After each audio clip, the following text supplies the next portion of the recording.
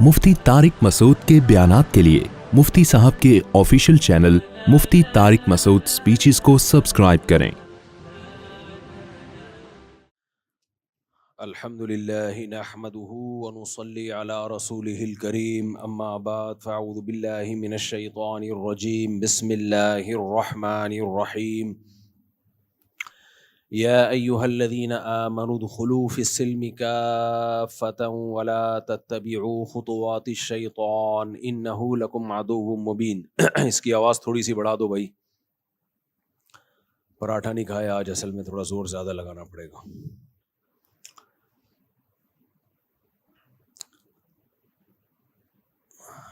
वक़ाल अन्नबिय्यु सल्लल्लाहु अलैहि वसल्लम अल-कय्यिसु मन दान नफ्सहु व अमिल लिमा बअदल मौत।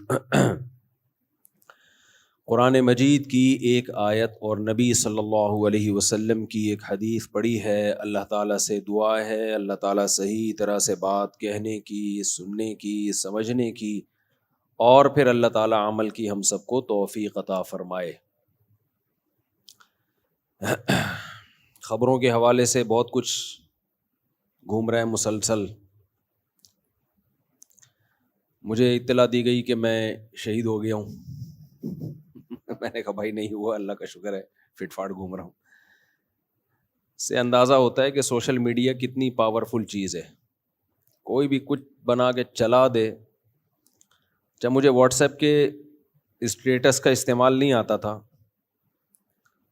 तो फ़ोन पे फ़ोन आ रहे हैं, भाई क्या हुआ क्या हुआ क्या हुआ। मैं बता रहा हूँ भाई नहीं हुआ कुछ। तो इतने कॉल कैसे रिसीव करे आदमी, इतने लोगों को कैसे ख़बर दे। फेसबुक पे पोस्ट चलवाई तो फिर किसी ने मुझे बताया कि स्टेटस पे लगा दो। मैंने कहा व्हाट इज़ स्टेटस।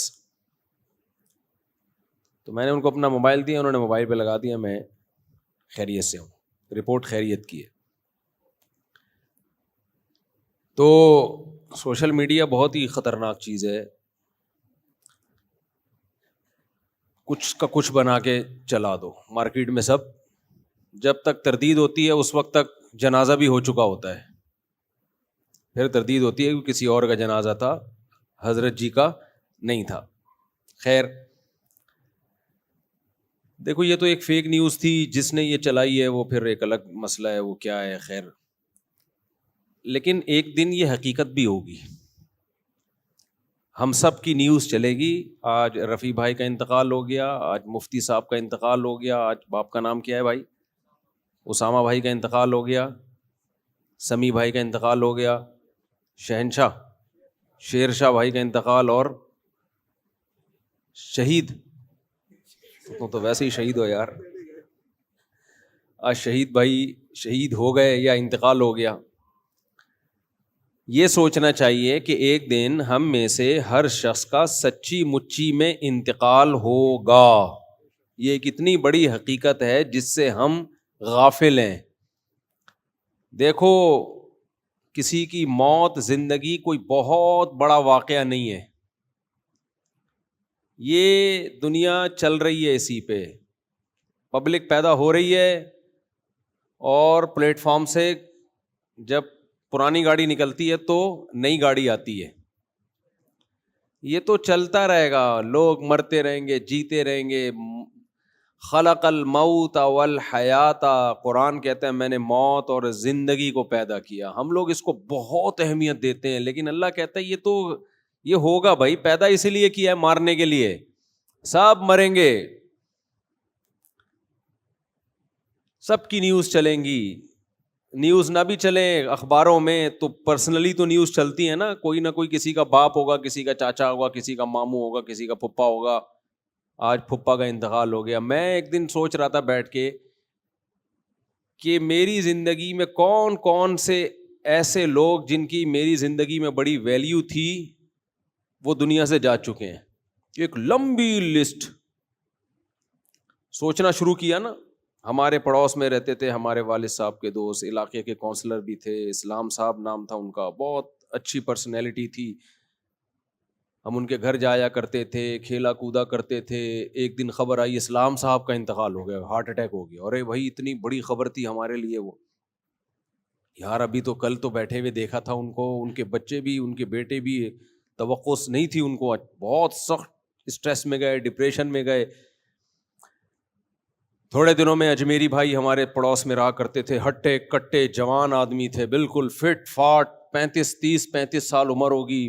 میں تھا, مجھے اطلاع آئی کہ بھائی اجمیری بھائی کا انتقال ہو گیا. بھائی ہم نے کہا اجمیری بھائی کا ہو نہیں سکتا انتقال یار, اجمیری بھائی تو فٹ فاٹ.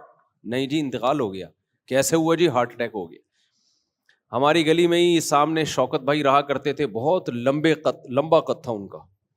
صف میں جب کھڑے ہوتے نا پتہ چل جاتا یہ شوکت بھائی ہیں. کچھ لوگ ہوتے ہیں نا ایکسٹرا آرڈینری, لمبے تڑنگے سے ہوتے ہیں, وہ اپنے قد سے مشہور تھے. یعنی شوکت بھائی کی شوکت ہی اسی سے تھی, شان و شوکت قد کی وجہ سے. ان کی عمر ہوگی میرا خیال ہے 30 سال, 25 سے 30 سال. ترکی گئے پڑھنے کے لیے, تو والدین بھی بڑے خوش تھے, چلو ہمارا بیٹا بھی ٹرکی جا رہا ہے, پڑھائی مکمل ہوگی, وہاں سے اچھی جاب مل جائے گی. اطلاع آئی کہ جی ان کا انتقال ہو گیا. ارے بھائی کیسے ہو گیا؟ کلاس میں بیٹھے ہوئے تھے, اچانک ہارٹ اٹیک ہوا. تو پھر ان کی ڈیڈ باڈی آئی, جوان بیٹے کی موت. تو میں سوچ رہا تھا نا, سوچتے سوچتے اتنی موتیں. پھر ایک دن ہم بیٹھے ہوئے, جی ہمارے تایا کی خبر آئی, جی ان کا انتقال ہو گیا. ابے بھائی ہمارے تایا کا انتقال. اب ہماری دادی روئے جا رہی ہیں کہ بھائی ابھی تو مل کے گئے تھے, پتہ چلا جی ہارٹ اٹیک ہوا ہے. اچھا, میرے والد صاحب اور میرے تایا میں بڑی محبت تھی, تو جب تایا کو دفنایا ہے تو میرے والد صاحب کو بہت رونا آ رہا تھا قبر پہ. 2-3 سال کے بعد والد صاحب کا انتقال ہو گیا. بعض دفعہ آپ میت پہ رو رہے ہوتے ہیں, آپ کو نہیں پتا ہوتا 2-4 سال کے بعد کس کا نمبر ہے بھائی؟ ہمارا نمبر ہے 2-4 سال, زیادہ ٹائم نہیں ہے. اچھا, اسی کے درمیان ہماری دادی کا بھی انتقال ہو گیا. خبر آئی جی ہماری والدہ کی پھپھی کا انتقال ہو گیا. خبر آئی جی ہمارے فلانے کا انتقال ہو گیا, ڈمکانے کا انتقال ہو گیا, یہ ہو گیا. گلی محلے میں جنازے اٹھتے اٹھتے اٹھتے. اطلاعی کہ جی ہمارے مولوی صاحب کا انتقال ہو گیا, جو پوری کمنٹری کرتے تھے, جنازہ آ رہا ہے جنازہ جا رہا ہے. ہزاروں جنازے پڑھائے انہوں نے, لیکن ہمیں اطلاع ملی کہ جی مولانا صاحب کا انتقال ہو گیا. دھچکا لگا ہمارے دل پہ, کیونکہ کئی سال ان کے ساتھ 30 سال ہم نے ان کے ساتھ گزارے تھے. 30 سال انسان کسی کے ساتھ گزارتا ہے, محبت ہو جاتی ہے اس سے. انتقال ہو گیا.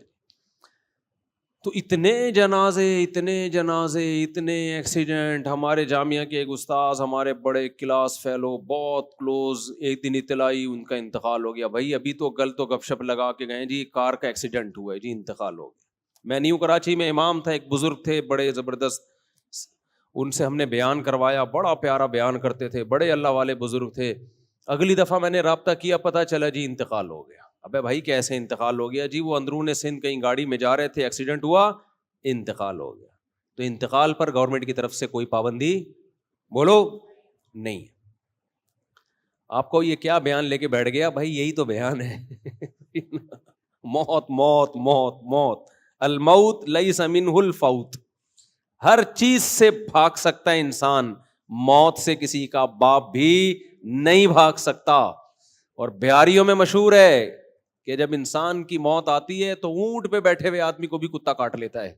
حالانکہ کوئی تک نہیں بنتا. کنوینس کا کتنا بڑا پرابلم ہے, آپ سوچو. کتے کے لیے کنوینس کے بغیر اونٹ تک پہنچنا آسان ہے, کس قدر پرابلم کی چیز ہے نا. لیکن کتا پہنچ جاتا ہے بغیر کنوینس کے. باقاعدہ اس کو گاڑی لگوانی پڑے گی, کتے کو سیڑھیاں لگوانی پڑیں گی اوپر جانے کے لیے, لیکن پہنچ جاتا ہے. کتے کے قد کو دیکھو اور اونٹ کے دیکھو, لیکن جب انسان کی موت آتی ہے تو کتا پہنچ جاتا ہے وہاں تک. اور بھی بہت واقعات ہیں اپنی زندگی میں. فلاں کا انتقال, فلاں میری والدہ کا انتقال ہوا, والد صاحب کا انتقال ہوا, نانا کا انتقال ہوا, نانی کا انتقال ہوا. اور ابھی 2-4 منہ میں آنے لگے تھے, لیکن اللہ کا شکر ہے وہ زندہ ہیں. وہ بولیں گے ابھی ہمیں کیوں مار رہا ہے, اللہ ان کو زندگی دے. ہماری دعائیں ہیں. تو میری بڑی ہمشیرہ کا انتقال ہوا, ان کی عمر بھی زیادہ نہیں تھی, بریسٹ کینسر ہوا. ایسے اسٹیج پہ پہنچ کے پتا چلا کہ بچنے کی امید ختم, ڈاکٹر نے بتا دیا بھائی یقینی موت ہے. کچھ دن پہلے ایک صاحب ملنے کے لیے آئے, تو ایسے ہڈیوں کے ڈھانچے بنے ہوئے تھے, جوان آدمی تھا, کہتا مجھے کینسر ہے اور ڈاکٹروں نے کہہ دیا کہ آپ کی موت واقع ہو جائے گی.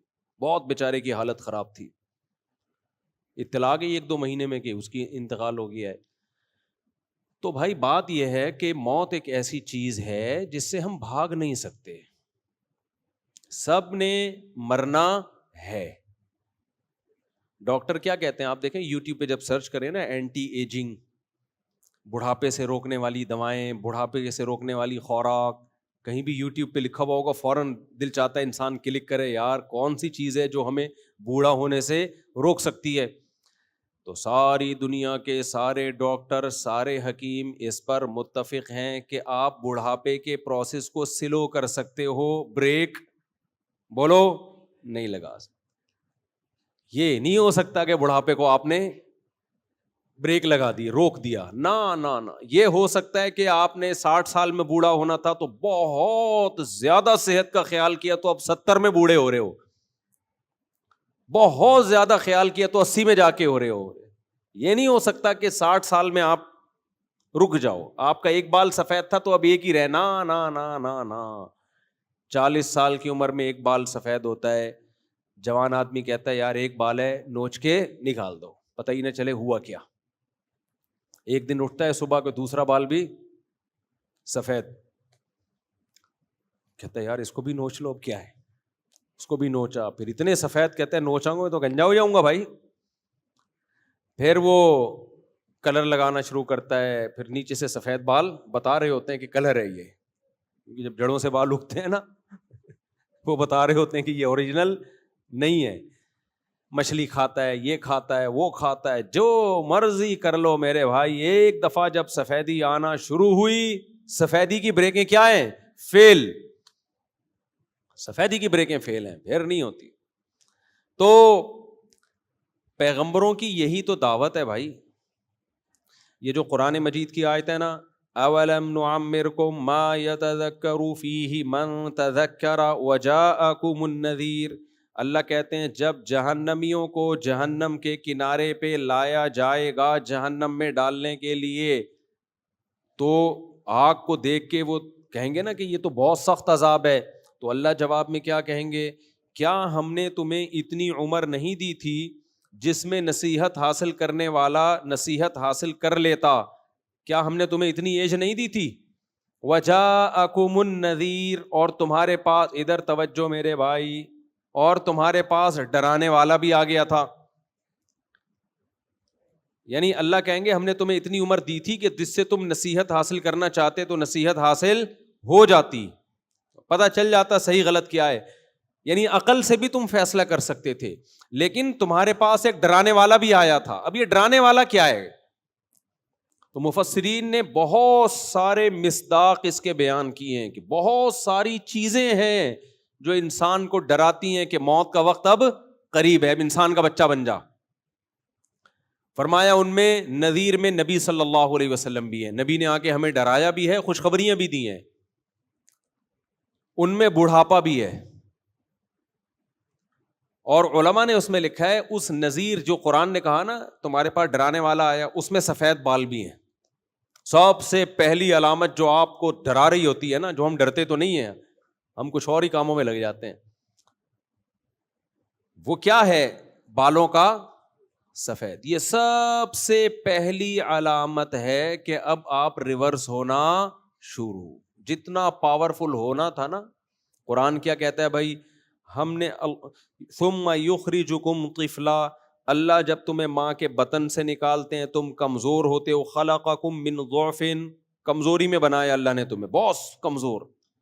آہستہ آہستہ خوراک ملتی ہے, دودھ ملتا ہے, پراٹھے ملتے ہیں, ڈبل روٹیاں, شکر ہے وہ بھی مل رہی ہیں آج کل, تبھی بچے ڈبل روٹی جیسے بن رہے ہیں. لیکن بہرحال پراٹھے ملتے ہیں, روٹیاں ملتی ہیں, آہستہ آہستہ بچہ کیا ہوتا ہے, پاور پکڑنا شروع.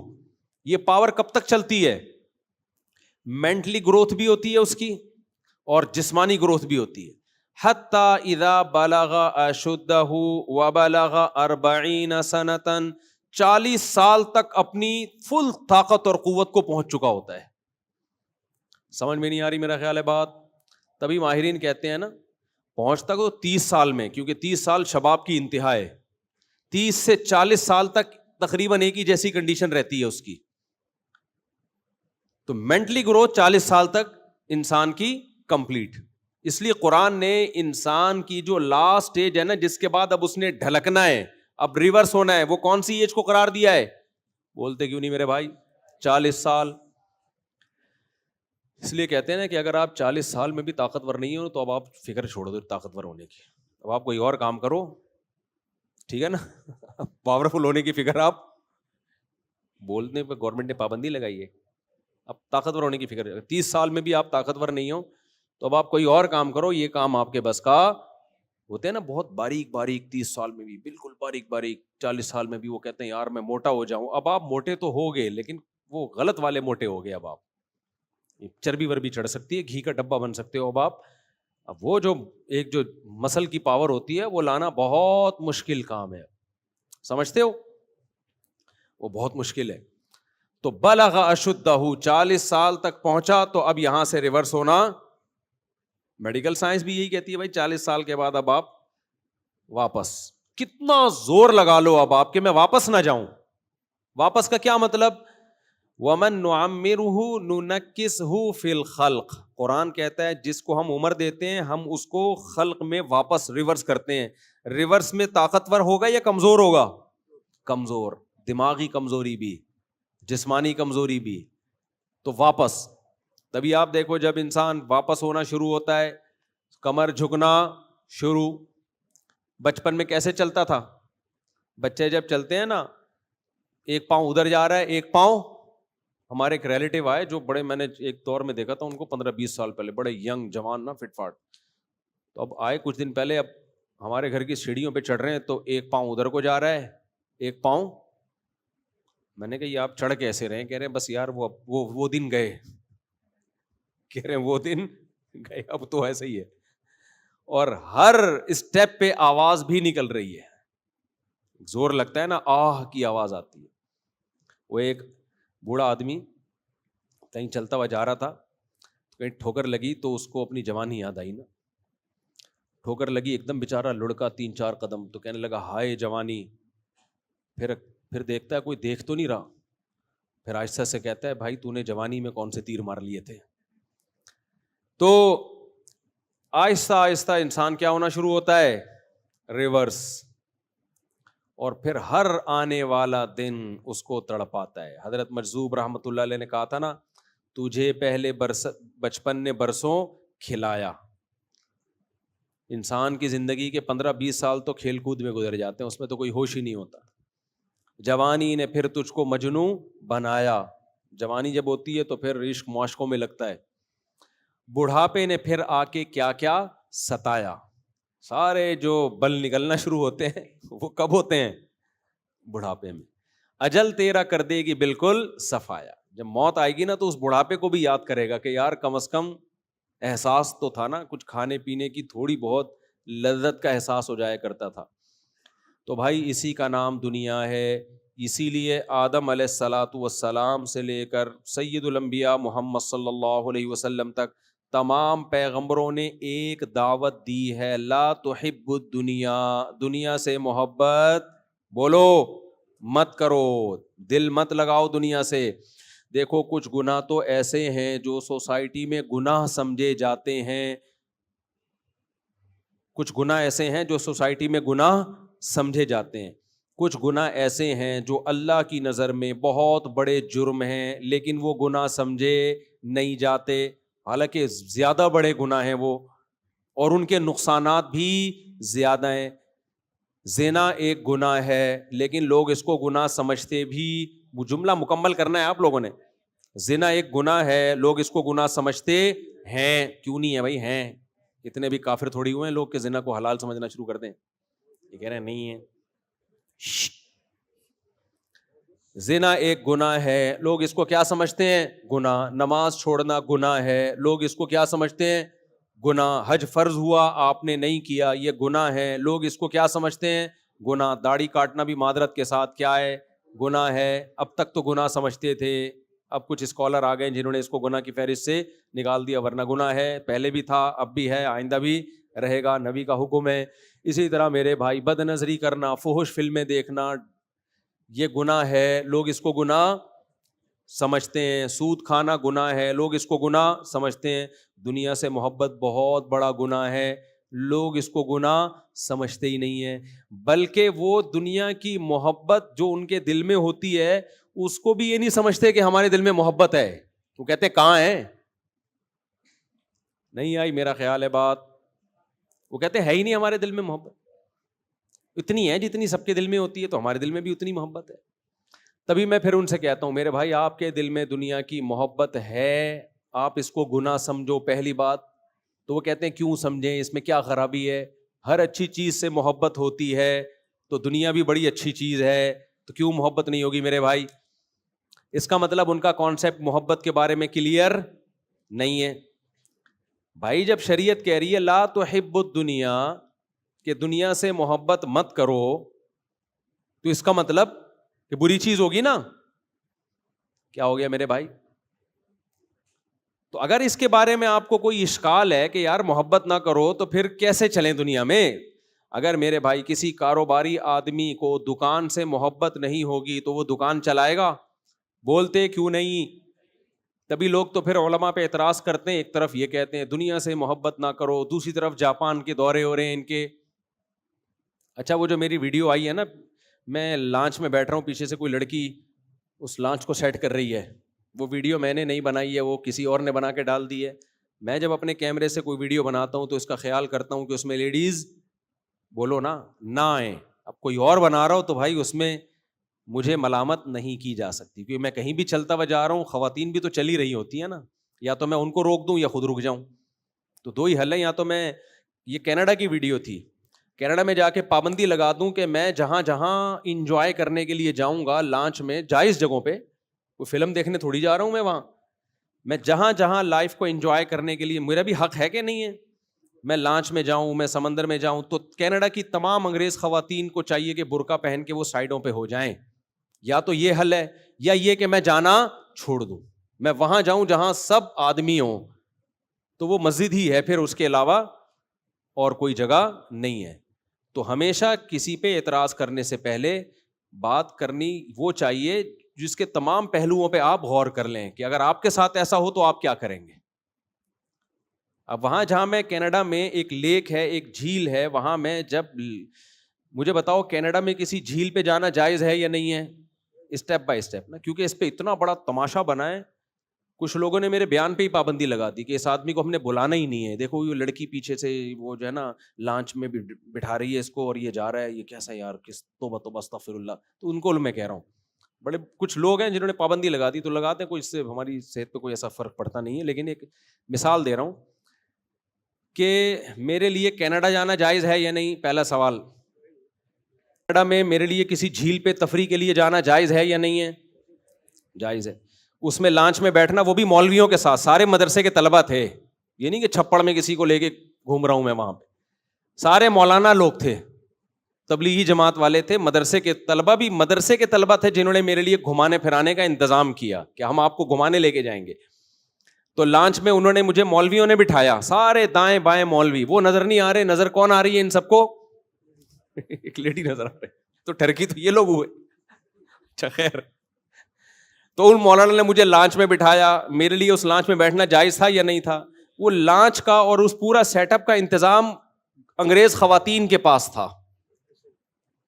تو اگر وہ پورا سیٹ اپ میرا ہوتا اور میں نے وہ لڑکیوں کے حوالے کیا ہوتا, تو آپ کہتے ہیں مفتی صاحب آپ مولوی ہو کے یہ کام کر رہے ہو. بھائی وہ کینیڈا کی گورنمنٹ ہے, تو وہ جو چاہے کرے, ہم اس کو پابند نہیں کر سکتے. بسوں میں بیٹھتے ہیں, جہاز میں بیٹھتے ہیں, تو کیا وہاں کوئی داڑھی مونچھ والے آدمی آتے ہیں چائے لے کے آپ کے سامنے؟ ایئر ہوسٹس آتی ہے نا. امریکہ میں ہم نے دیکھی ہیں جہازوں میں ایئر ہوسٹس بوڑھی بالکل بوڑھی عورتیں, ان کو اس سے کوئی غرض نہیں ہے کہ جوان ہو یا بوڑھی ہو, وہ کہتے ہیں یار کام ہو, وہ کام کرتی ہیں. آپ چائے منگواؤ, ٹھک کر کے چائے آئے گی, آپ نے پانی منگوانا ہے, ٹھک کر کے پانی آئے گا. لیکن ہمارے ہاں جو کانسیپٹ ایئر ہوسٹس کا ہے کہ وہ ان کو پتا ہے کہ شاید کچھ اس کے بغیر شاید بیٹھیں گے نہیں لوگ, واللہ عالم, واللہ میں کسی پہ الزام نہیں لگا رہا, لیکن بہرحال. تو اب آپ کو جہاز میں بیٹھنا اس لیے جائز نہیں ہے کہ وہاں ایئر ہوسٹس چائے لے کے آتی ہے, تو بھائی پھر تو کہیں بھی بیٹھنا جائز نہیں آپ کے لیے, کہیں بھی جانا جائز نہیں ہے. تو اس لیے اعتراض کرنے سے پہلے کچھ تھوڑا سا سوچ لیا کریں, اپنے آپ کو اس جگہ رکھ کے سوچا کریں کہ مفتی صاحب کی جگہ اگر آپ وینکوور میں ہوتے اور آپ کو کوئی لیک پہ گھمانے کے لیے لے کے جاتا اور آپ کو کوئی لانچ میں بٹھاتا اور بٹھانے والی لڑکی ہوتی, تو آپ کیا کرتے؟ چھوڑ دیتے اس کو کہ چونکہ لڑکی بٹھا رہی ہے. حالانکہ لڑکی سے کوئی ہمارا لینا دینا تھا نہیں, وہ انگلش میں ٹھش پش بہت بول رہی تھی. جب زیادہ اس نے میرے ساتھ انگلش بولی ہے نا, تو میں نے ایک دوست سے بولا, میں نے کہا پنجابی میں پتہ نہیں کیا کیا بول رہی ہے, اس کو بولے انگلش میں بات کرے میرے سے. خیر میں نے کہا گھنٹے سے پنجابی میں پتہ نہیں کیا کیا بول رہی ہے, اس کو بولو تمیز سے کس میں بات کریں, انگلش میں. اس کو نہیں سمجھ میں آیا کہ میں نے کیا کہا. خیر اپنی بے عزتی چھپانے کے لیے میں نے کہا یہ, کیونکہ انگلش بولے جا رہی تھی اتنی فاسٹ, تو اس لیے میں نے پھر مذاق میں اس سے کہا کہ میں نے کہا اس کو بولو یہ پنجابی چھوڑ کے میرے سے کس میں بات کرے. آپ لوگ کی سمجھ میں نہیں آیا تو اس کی کیا سمجھ میں آیا ہوگا. خیر تو اعتراض تو لوگ کرتے چلے جا رہے ہیں. تو ہاں یہ ایک اعتراض بنتا ہے کہ ایسی ویڈیو جس میں اس طرح سلیو لیس ڈریس میں کوئی لڑکی ہو, ایسی ویڈیو یوٹیوب پہ نہیں ڈالنی چاہیے. یہ اعتراض بالکل درست ہے. تو اس کا جواب یہ کہ وہ میں نے نہیں ڈالی, وہ کسی اور نے بنا کے ڈال دی ہے.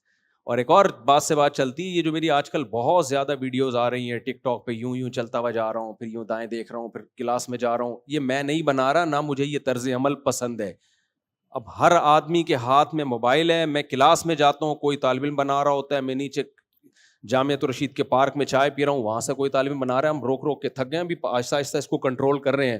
لیکن یہ کام میں نہیں کرتا, اور میں طلبہ سے کہتا ہوں یہ فنکاروں پہ, اداکاروں پہ یہ چیزیں سوٹ کرتی ہیں. اسٹائل مارنا, گاڑی میں بیٹھ رہے ہیں, گاڑی سے اتر رہے ہیں, پھر یوں جا رہے ہیں, پھر یوں اسٹائل مارا, یہ ایکٹروں پہ کے کام ہے. یہ علماء کے پہ سوٹ یہ چیزیں نہیں کرتی. تمیز سے زندگی گزارو, جو یہ شو بازی چھوڑ دو. تو یہ بھی میرا ٹک ٹاک پہ کوئی اکاؤنٹ ہے ہی نہیں, ٹک ٹاک پہ میرا کوئی اکاؤنٹ نہیں ہے. تو یہ سب لوگ کر رہے ہیں اپنے چینلوں کو گرو کرنے کے لیے, مجھے استعمال کیا جا رہا ہے کہ یوں آ رہے ہیں, یوں جا رہے ہیں, ایسے اسٹائل مار رہے ہیں. یہ میں نہیں کر رہا.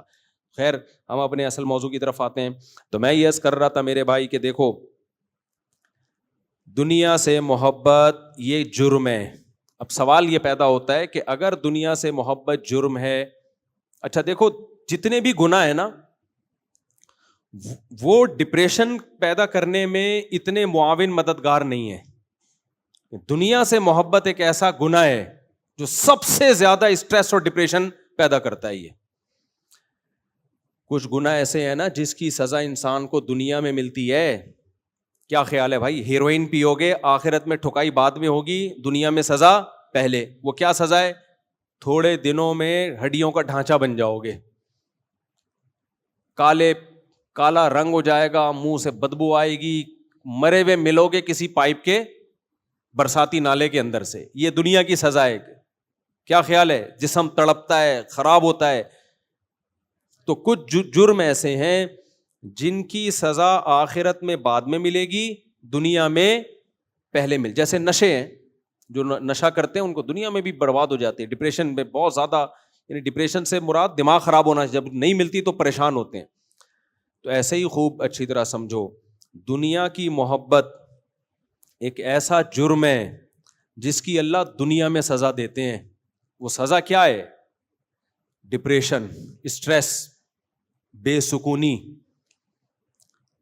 اس لیے اگر اپنی زندگی کو خوشیاں بھری بنانا چاہتے ہو نا, جنت تو آخرت میں بعد میں ملے گی. دنیا کو اگر جنت بنانا چاہتے ہو تو اللہ رسول نے جو حکم دیا کہ دنیا سے محبت نہ کرو, اس حکم میں اللہ رسول کو فالو کرو. سمجھتے ہو کہ نہیں سمجھتے؟ اب سوال وہ گھوم پھر کے آتا ہے کہ بھئی یہ کیسے ممکن ہے کہ ہم دنیا سے محبت نہ کریں؟ اگر نہیں کریں گے تو دنیا کما سکتے ہیں پھر ہم کیا؟ بھائی انسان کو جس چیز کی طرف اٹریکشن ہوتی ہے اسی چیز کی طرف جاتا ہے, یا جس کی طرف اٹریکشن نہ ادھر جائے گا؟ ارے مجھے ایک بات بتاؤ, دو رشتے آئے آپ کے لیے, ایک چڑیل کا رشتہ آیا اور ایک خاتون کا رشتہ آیا, کس کی طرف جاؤ گے؟ چڑیل کی طرف جاؤ گے, حالانکہ وہ بھی تو لیڈیز ہی ہے, صرف جنات کی لیڈیز ہے وہ. جنات میں لیڈیز کو پیار سے کیا کہا جاتا ہے؟ چڑیل. ان کا پیار چڑیل, ایسے پیار سے یہی کہا جا رہا ہے, تو سو تو نفرت سے کیا کہا جاتا ہوگا؟ جنات میں کسی کو پیار سے چڑیل کہا جاتا ہے, تو سوچو نفرت سے کیا کہا جاتا ہوگا. خیر, تو جنات کی الگ دنیا ہے. تو سوال یہ پیدا ہوتا ہے کہ بھائی جب اٹریکشن ہی نہیں ہوگی تو دنیا کی طرف ہم جائیں گے کیسے؟ جب جائیں گے نہیں تو کمائیں گے نہیں, جب کمائیں گے نہیں تو ہم تو ننگ دھڑنگ بھوک سے مر جائیں گے, کسی کام کے دنیا میں نہیں رہیں گے. تو خوب سمجھ لو, ہر فیلڈ میں جو الفاظ ہوتے ہیں ان الفاظ کا مطلب الگ ہوتا ہے. ہر فیلڈ میں نا, دیکھو ہر فیلڈ کی ایک الگ ٹرم ہوتی ہے, اصطلاح ہوتی ہے. مثال کے طور پر, بھائی بچوں شور نہ کرو, بہت شور کی آوازیں آ رہی ہیں اوپر سے, کوئی سنبھالے یار بچوں کو ذرا اوپر سے, بہت زیادہ شور کی مسلسل آوازیں آ رہی ہیں اوپر سے. اب دیکھو ادھر مثال کے طور پہ حکیم لوگ کہتے ہیں یہ چیز ٹھنڈی ہے, یہ چیز گرم ہے. انڈا کیا کہتے ہیں حکیم لوگ, ٹھنڈا ہوتا ہے گرم ہوتا ہے؟ گرم ہوتا ہے. بھائی انڈا گرم ہوتا ہے. اب آپ نے فریج سے انڈا نکالا, بالکل یخ ٹھنڈا تھا وہ, آپ نے کھایا, پیٹ ویٹ خراب ہو گیا, حکیم کے پاس گئے, حکیم نے کہا کہ میں نے تمہیں کہا تھا گرم چیزیں مت کھانا. آپ کہیں گے حکیم صاحب میں نے تو فریج سے نکال کے کھایا, بالکل ٹھنڈا جما ہوا انڈا تھا. تو حکیم کہے گا آپ کھوپڑی کا علاج پہلے کرائیں, پیٹ کا علاج کیا بعد میں کرائیں.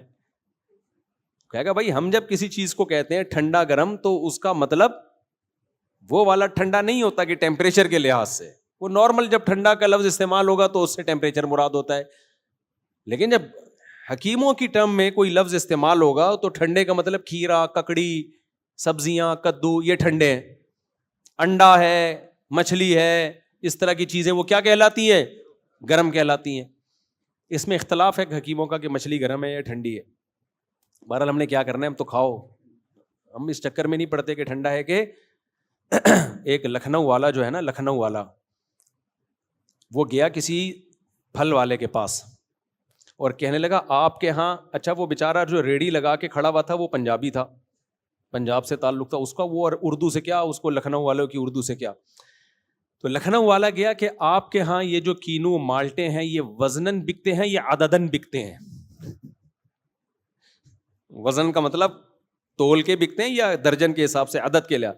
یہ آپ کے ہاں وزنن بکتے ہیں, وزنن بکتے ہیں یا عددن بکتے ہیں؟ اس نے کہا نہ وزنن نہ عددن, دنادن بکتے ہیں, دنادن. لینے ہیں لو, نہیں تو پتلی گلی سے نکلو. سمجھ رہے ہو کہ نہیں سمجھ؟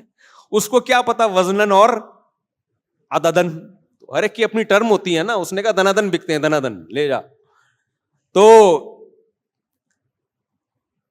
تو جیسے حکیموں کی اپنی ٹرم, میڈیکل سائنس کی اپنی ٹرمز ہوتی ہیں. ایک لفظ میڈیکل سائنس میں اس کا مطلب کچھ اور ہوتا ہے, لیکن عام زبان میں اس کا مطلب کچھ اور. شریعت میں بھی ایسے ہے. دیکھو عام عربی میں صلاۃ کا لفظ, صلاۃ کا لفظ عام عربی میں یہ تحریک کے معنی میں آتا ہے, حرکت دینا.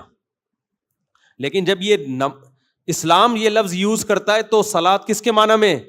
نماز کے معنی میں. تحریک سلوتین, صلاۃ جو ہے نا تحریک سلوتین. تو قرآن میں جب یہ لفظ استعمال ہوا صلی یصلی سے, تو دعا کے معنی میں. اللہ کی طرف جب نسبت ہوگی کہ اللہ صلاۃ پڑھتا ہے تو کیا مطلب؟ رحمت بھیجتا ہے. دعا کے معنی میں بھی نہیں, رحمت بھیجنے کے معنی میں. جب بندوں کی طرف نسبت ہوگی یا ایھا الذین آمنوا صلوا علیہ, دیکھو صلو کا معنی ہم کہتے ہیں نماز پڑھو, لیکن قرآن کہہ رہے ہیں صلو علیہ, نبی پر نماز پڑھو کا لفظ ہو سکتا ہے یہاں پہ؟ نہ, نبی کے پر درود بھیجو. تو بندے کی طرف نسبت ہو رہی ہے مطلب درود بھیجو, اللہ کی طرف نسبت ہوتی ہے مطلب رحمت بھیجتا ہے. ان دونوں سے ہٹ کے جرنلی یہ جب لفظ استعمال ہوتا ہے اس کا مطلب نماز پڑھتا ہے. تو ایک ہی لفظ قرآن میں مختلف جگہوں پہ مختلف معنوں میں استعمال ہو رہا ہے. سمجھتے ہو کہ نہیں سمجھتے؟ دیکھو ظلم کا معنی کیا ہے اصل میں؟ ظلم کی عربی میں ڈیفینیشن ہے وضع الشیء فی غیر محلہ, ایک چیز یہاں رکھنے کی تھی, آپ نے اٹھا کے اس کو کسی اور مقام میں رکھ دیا جو اس کا بنتا نہیں ہے. مثال کے طور پر ایک سیٹ ہے مینیجر کی, آپ نے اس کو چپڑاسی کی کرسی پہ لے جا کے بٹھا دیا, تو یہ کیا کہلائے گا؟ ظلم. سمجھتے ہو؟ اب قرآن کیا کہہ رہا ہے؟ وَلَمْ تَظْلِمْ مِنْهُ شَيْئًا, ایک باغ کی قرآن نے مثال دی ہے جس کے درخت ظلم نہیں کرتے تھے. ارے بھائی درخت کیسے ظلم کرے گا؟ وہاں ظلم کا مطلب کیا ہے؟ نقص، پھلوں میں کمی، پھلوں میں کمی. صحابہ کرام نے نبی صلی اللہ علیہ وسلم سے پوچھا کہ اللہ تعالیٰ کہتے ہیں کہ جس نے نیک اعمال کیے اور ولم یلبسوا ایمانہم بظلم، اپنے ایمان کے ساتھ ذرا بھی ظلم نہیں کیا، وہ جنت میں جائے گا، جہنم سے وہ بچے گا. تو یا رسول اللہ ہم تو نیک اعمال کرتے ہیں مگر ذرا بھی ظلم نہ کیا ہو، ایسا تو نہیں ہوتا؟ کہیں نہ کہیں پوری زندگی میں تھوڑا بہت ظلم تو انسان سے ہو جاتا ہے نا. کیا خیال ہے بھائی؟ تھوڑا بہت ظلم زیادتی تو ہو جاتی ہے. تو نبی نے فرمایا یہاں ظلم کا مطلب شرک ہے. تم دیکھتے نہیں قرآن میں آتا ہے ان الشرک لظلم عظیم، شرک بہت بڑا ظلم ہے. تو یہاں ظلم کا وہ مطلب نہیں جو عام مطلب ہے، بلکہ یہاں ظلم کا مطلب کیا ہے؟ شرک. کہ جو ایمان لایا، نیک اعمال کی اور ذرا بھی شرک نہیں کیا، کیونکہ ذرا سا بھی شرک کر لیا تو سب برباد، ساری نیکیاں کیا ہو جائیں گی؟ برباد. تو اس سے پتہ چلتا ہے بھائی کہ قرآن کی میں ہی ایک لفظ مختلف جگہوں پر مختلف معنی میں استعمال ہو رہا ہے. تو ہمیں پتہ کیسے چلے گا کہ کون سا لفظ کس معنی میں ہے؟ بھائی جو بول رہا ہے نا اس سے پوچھو کہ آپ کی نظر میں اس لفظ کا مطلب اس وقت کیا ہے؟ سمجھتے ہو کہ نہیں سمجھتے؟ تو ہم شریعت سے پوچھتے ہیں. اتنی لمبی چوڑی تقریر جو میں نے کی نا آپ کو یہ سمجھانے کے لیے کہ جب شریعت کہتی ہے دنیا سے محبت نہ کرو، تو محبت کا وہ مطلب نہیں ہوتا جو فوراً ہمارے ذہن میں آ رہا ہے. ہمارے ذہن میں فوراً یہ آتا ہے کہ کینیڈا جانا چھوڑ دو، وہاں لانچوں میں گھومنا چھوڑ دو، نیاگرا فال بولو مت جاؤ، شادیاں مادیاں بہت دن ہو گئے میرے بھائی مت کرو، صحیح ہے نا، بیوی بچوں سے محبت مت کرو. یہ مطلب آتا ہے نا. دنیا میں تو سب چیزیں داخل ہیں. گاڑیوں سے محبت مت کرو، پراٹھوں سے محبت، جملہ آپ لوگ کمپلیٹ کرو میرے بھائی، پراٹھوں سے محبت مت کرو، ناشتے میں انڈے مت کھاؤ، نہاری وہاری مغز نہاری سب چھوڑ دو. یہی مطلب پادریوں نے لیا تھا جس سے بیڑا غرق ہو گیا عیسائیت کا. سمجھتے ہو؟ انہوں نے کہا جب تورات انجیل کہتی ہے دنیا سے محبت مت کرو، دنیا سے بے رغبتی، تو اب ہم کیا کریں گے؟ سب چھوڑ چھاڑ کے جنگلوں میں نکلیں گے، اللہ اللہ کریں گے. اور بس ان کی جو عورتیں ہوتی ہیں جن کو نن کہا جاتا ہے، انہوں نے کہا ہم سب چھوڑ چھاڑ کر چرچ کی خدمت کے لیے اپنے آپ کو وقف، نہ شادی بیاہ نہ بچے، بس اللہ اللہ. پادریوں نے کیا کہا؟ بس ہر وقت کیا ہوگا؟ اللہ اللہ. وہ ہوا تو نہیں بیچاروں سے اللہ اللہ، بہت سارے کچھ اخلاقی برائیوں میں لگ گئے، کچھ بچے بھی رہے، لیکن یہ گڑھی بھی وَرَهْبَانِيَّةً ابْتَدَعُوهَا. قرآن کہتا ہے یہ انہوں نے خود سے گڑھی ایک چیز جس کا اللہ نے ان سے مطالبہ نہیں کیا. اب جب آپ پادریوں سے پوچھتے ہو کہ بھائی قرآن کہہ رہا ہے کہ اللہ نے تم سے تورات اور انجیل میں اس کا مطالبہ نہیں کیا کہ تم دنیا کو لات مار دو، تو تم نے یہ کام کیوں کیا؟ تو وہ جواب میں کیا کہتے ہیں؟ تورات اور انجیل میں جگہ جگہ ہے دنیا سے دل مت لگاؤ، دنیا سے دل مت لگاؤ. تو ہم جواب میں کیا کہیں گے؟ بھائی جس اللہ نے دنیا سے دل لگانے سے منع کیا اسی اللہ سے پوچھا جائے گا نا اے اللہ دل نہ لگانے کا مطلب کیا ہے؟ جو حکیم آپ کو کہہ رہا ہے کہ ٹھنڈی چیزیں کھاؤ گرم چیزیں نہ کھاؤ، اس حکیم سے پوچھو گے نا گرم سے کیا مراد ہے؟ کیا خیال ہے بھائی؟ ہاتھ لگا کے دیکھ کے ٹھنڈی ہو یا ہاتھ لگانے سے گرم کا پتہ چل رہا ہو؟ وہ کہے گا نا نا نا، پوری لسٹ بنا کے دے گا آپ کو، یہ چیزیں گرم چیزیں ہیں، یہ چیزیں ٹھنڈی چیزیں، یہی ہوگا کہ نہیں ہوگا؟ تو اللہ تعالیٰ نے بھی جتنی بھی آسمانی کتابیں ہیں جن میں ہمیں دنیا سے محبت کرنے سے منع کیا ہے، ان میں اللہ نے خود ایکسپلین کیا ہے کہ اس کا مطلب کیا ہے. پہلی بات، قرآن سے ہمیں پتہ چلتا ہے کہ پیغمبروں سے کبھی گناہ نہیں ہو سکتا. اگر دنیا سے محبت کا مطلب یہ ہوتا کہ دنیا رکھ نہیں سکتے آپ، اس کی طرف دل مائل نہیں ہو سکتا، تو قرآن سلیمان علیہ الصلاۃ والسلام کی بادشاہت، ان کی 100 بیویاں اور ان کے خادم اور ان کا تخت، اور تخت بھی اتنا لگژری، ایسا لگژری تخت کے ہیرے جواہرات اس میں جڑے ہوئے، اور ملکہ سبا دیکھ کے اس کے ہوش اڑ گئے، یہ کیا ہے بھائی؟ اور ایسا عالی شان محل جس میں وہ رہا کرتے تھے. تو دنیا کی محبت کا اگر یہ کانسیپٹ ہوتا جو پادریوں نے بنایا تو اس تصور میں کیا سلیمان علیہ السلام پورے اترتے ہیں؟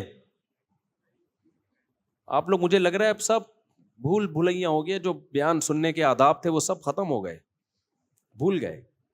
جب نہیں ہو تو نہیں بولنا ہے آپ نے، ہاں ہو تو ہاں بولنا ہے، گردن ہلانی ہے، یوں کرنا ہے. کچھ مجھے رسپانس دیں گے تو مجھے لگے گا کہ کچھ آپ لوگ میرے ساتھ، میں نے پراٹھا نہیں کھایا تو آپ نے تو کچھ کھایا ہوگا نا.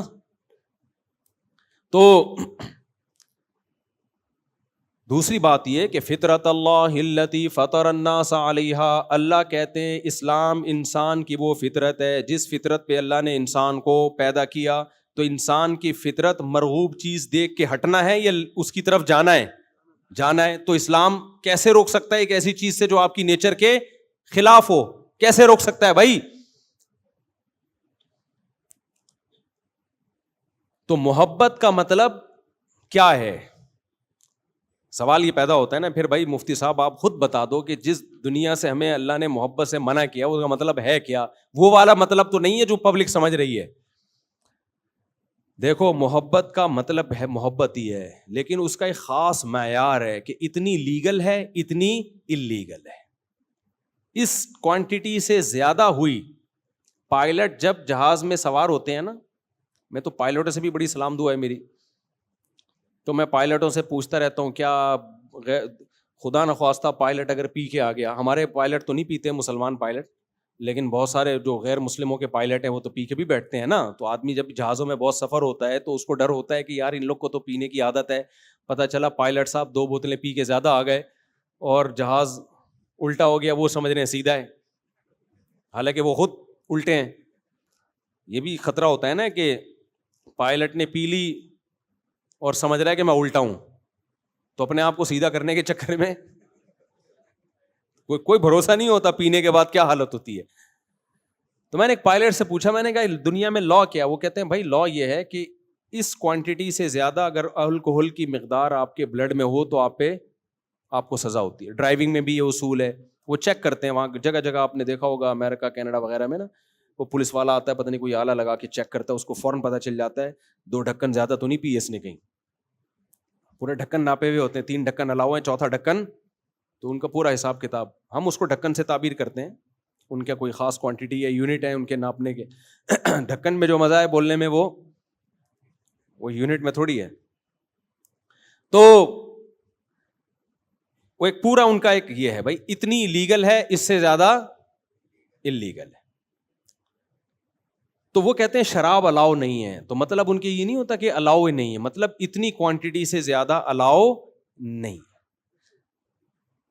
آپ کو لائسنس جب ملتا ہے تو آپ کی نظر ٹیسٹ کی جاتی ہے، یعنی کی جانی چاہیے، چاہتی نہیں ہے. نابیناؤں کو بھی بعض دفعہ مل جاتا ہے ہمارے یہاں. تو اس میں یہ ہے کہ بھائی اس حد تک تو برداشت کر لیں گے، چشمے سے ریکوری ہو جائے گی، ایک لمٹ ہے، اس سے زیادہ اگر نظر خراب ہے، 2 کے 4 نظر آ رہے ہیں آپ کو، سگنل لے کے آپ سمجھ رہے ہو کتنے پولیس والے کھڑے ہوئے آگے 4 یا تو مسائل ہوں گے نا. آپ سمجھ رہے ہو کہ یہ والا اصل ہے، اس کو بچانا ہے، حالانکہ وہ آپ کو نظر آ رہا ہے. یعنی آپ نے جس کو جھوٹی موٹی کا سمجھ کے اس کو ٹکر مار دی، آپ کا خیال تھا یہ تو مجھے نظر آ رہا ہے، اصل میں وہ والا ہے جس کو بچانا ہے میں نے، حالانکہ اصل یہ تھا وہاں سے گزار دیتے آپ گاڑی. بہت ساری پرابلم ہو سکتی ہے نا. تو اس لیے گورنمنٹ نے ایک لا بنایا ہے بھائی اس حد تک تو ٹھیک ہے، اس سے زیادہ نظر خراب ہوگی لائسنس نہیں ملے گا آپ کو. تو ہر چیز میں شوگر ہے، بلڈ پریشر ہے، ہر چیز میں ایک معیار ہے اور ہر ادارے کا الگ معیار ہے. فوج کا معیار ذرا زیادہ اونچا ہوتا ہے، پھر اس کے بعد پولیس کا معیار ہے وہ تھوڑا سا کم، رینجرز کا اس سے کم، پولیس کا اس سے کم، ایسے ایسے یہ سیٹ اپ چلتا ہے.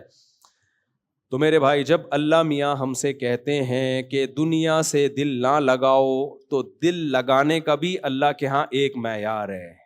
ایک حد تک دل لگانا یہ نہ صرف جائز بلکہ زندگی گزارنے کے لیے ضروری، لیکن اس کی ترغیب دینے کی اس لیے ضرورت نہیں ہے کہ وہ خود بخود لگے گا. کبھی آپ نے کسی کو بھوک لگ رہی ہو، آپ اس کو روٹی کے فضائل نہیں سناتے کہ دیکھ جب شدید بھوک لگ رہی ہو تو روٹی کھا لینی چاہیے، وہ کہے گا آپ کے مشورے کے بغیر بھی میں یہ کام کر لوں گا, آپ کو فنٹر بننے کی ضرورت نہیں ہے, میرا دل چاہ رہا ہے. تو اس لیے شریعت میں دنیا سے دل لگانے کے فضائل کہیں بھی نہیں ہے, کیونکہ وہ تو خود بخود لگتا ہے, نیچرل ہے. پابندیاں لگائی ہیں کہ بھائی یہاں تک لیگل ہے, لیکن یہ ضرور بتا دیا کہ جتنا لیگل ہے اس کو انلیگل سمجھنا حرام ہے. جتنا لیگل دل لگانا ہے نا اتنا کیا ہے, لیگل ہے. اس پہ اگر کوئی پابندیاں لگاتا ہے تو وہ اللہ کی حدود کو کراس کرنے والا ہے. تبھی اسلام نے جس اہتمام سے قرآن نے ہمیں یہ بتایا کہ اللہ کے حرام کو حلال نہیں کر سکتے, اتنے ہی اہتمام سے اللہ نے یہ بھی بتایا کہ اللہ کے حلال کو حرام بھی نہیں کر سکتے. پابندی ہے. لوگ ہم سے آگے پوچھ رہے ہوتے ہیں نا, امام ابو حنیفہ رحمہ اللہ تعالی سے ایک مسئلہ پوچھا گیا, اس وقت کے فقہا کا اس میں اختلاف تھا. امام ابو حنیفہ کے نزدیک وہ جائز تھا. مسئلہ کیا تھا وہ میں بیان کروں گا تو یوٹیوب پہ ایک نئی جنگ چھڑ جائے گی نا, اس لیے میں اصل مدعا کو بیان کرتا ہوں جو اس مسئلے سے سبق دینا مقصد ہے. وہ ہے امام حنیفہ کے نزدیک جائز تھا, باقی فقہا کیا کہتے تھے, اس کو ناجائز. اب کسی نے امام صاحب پہ الزام لگایا کہ ابے یہ لوگوں کو اجازت دے رہے ہیں, رخصتیں دے رہے ہیں, دیکھو وغیرہ وغیرہ نا. تو کسی نے ان سے کہا کہ جب آپ کی نظر میں یہ جائز ہے تو آپ خود کیوں نہیں یہ کام کرتے, اور اگر خود یہ کام نہیں کرتے تو ناجائز کیوں نہیں کہتے پھر اس کو. تو امام صاحب نے فرمایا,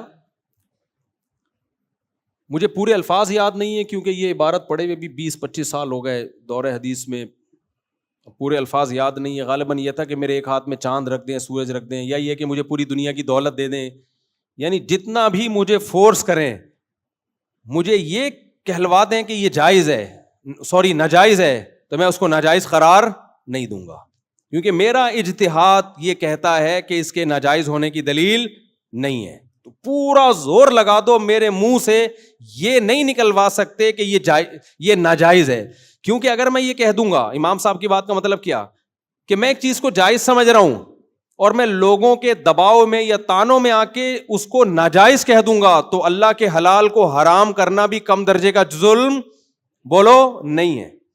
یوٹیوب کے مسئلے میں نا لوگ ہم پہ یہی زور لگا رہے ہیں, کبھی ڈاکٹر صاحب کا بیان پیش کر رہے ہیں, کبھی فلانا کا بیان پیش کر رہے ہیں کہ یوٹیوب کی ارننگ کو ہم مفتی طارق مسعود صاحب حرام کہیں, پھر الزامات لگا رہے ہیں کہ ان کے اپنے چینل ہیں. ہم 20 دفعہ جواب دے چکے, بھائی ہمارا چینل تو بعد میں بنا ہے, ہمیں تو پتہ بھی نہیں تھا اس وقت جب ہم نے اس کا فتویٰ دیا جائز ہونے کا.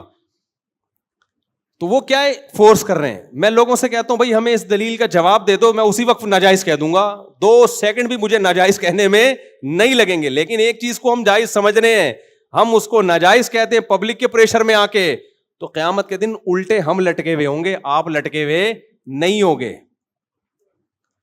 سمجھتے ہو گے نہیں سمجھتے؟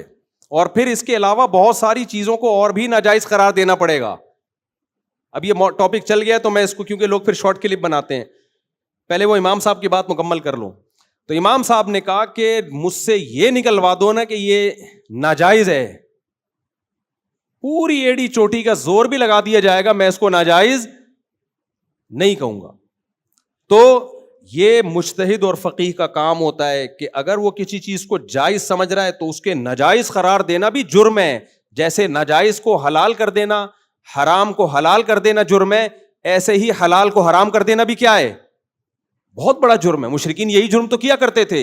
حلال حرام کی اتھارٹی کس کے پاس ہے؟ صرف اور صرف اللہ کے پاس. اب میں ایک مثال دیتا ہوں یوٹیوب کی آمدن سے متعلق. لوگ مجھے کہہ رہے ہیں بنوری ٹاؤن کا فتویٰ ہے, دارالعلوم کرنگی کا تو کوئی اس بارے میں واضح فتویٰ موجود نہیں ہے. بنوری ٹاؤن جو یوٹیوب کی آمدن کو حرام کہتا ہے نا, وہ کہتے ہیں وہ لوگ, وہ اس لیے کہ وہ ویڈیو ہی کو حرام کہتے ہیں. یہ جو ہماری ویڈیو بن رہی ہے یا علماء کی ویڈیوز آ رہی ہیں, وہ اسی کو تصویر میں داخل سمجھتے ہیں. تو اگر آپ ان کے اس فتوے کو فالو کرتے ہو تو پھر پورا فالو کرو, آپ پھر ویڈیو ہی کو حرام سمجھو, یوٹیوب کی میں کسی بھی کانٹینٹ کو حرام سمجھو آپ.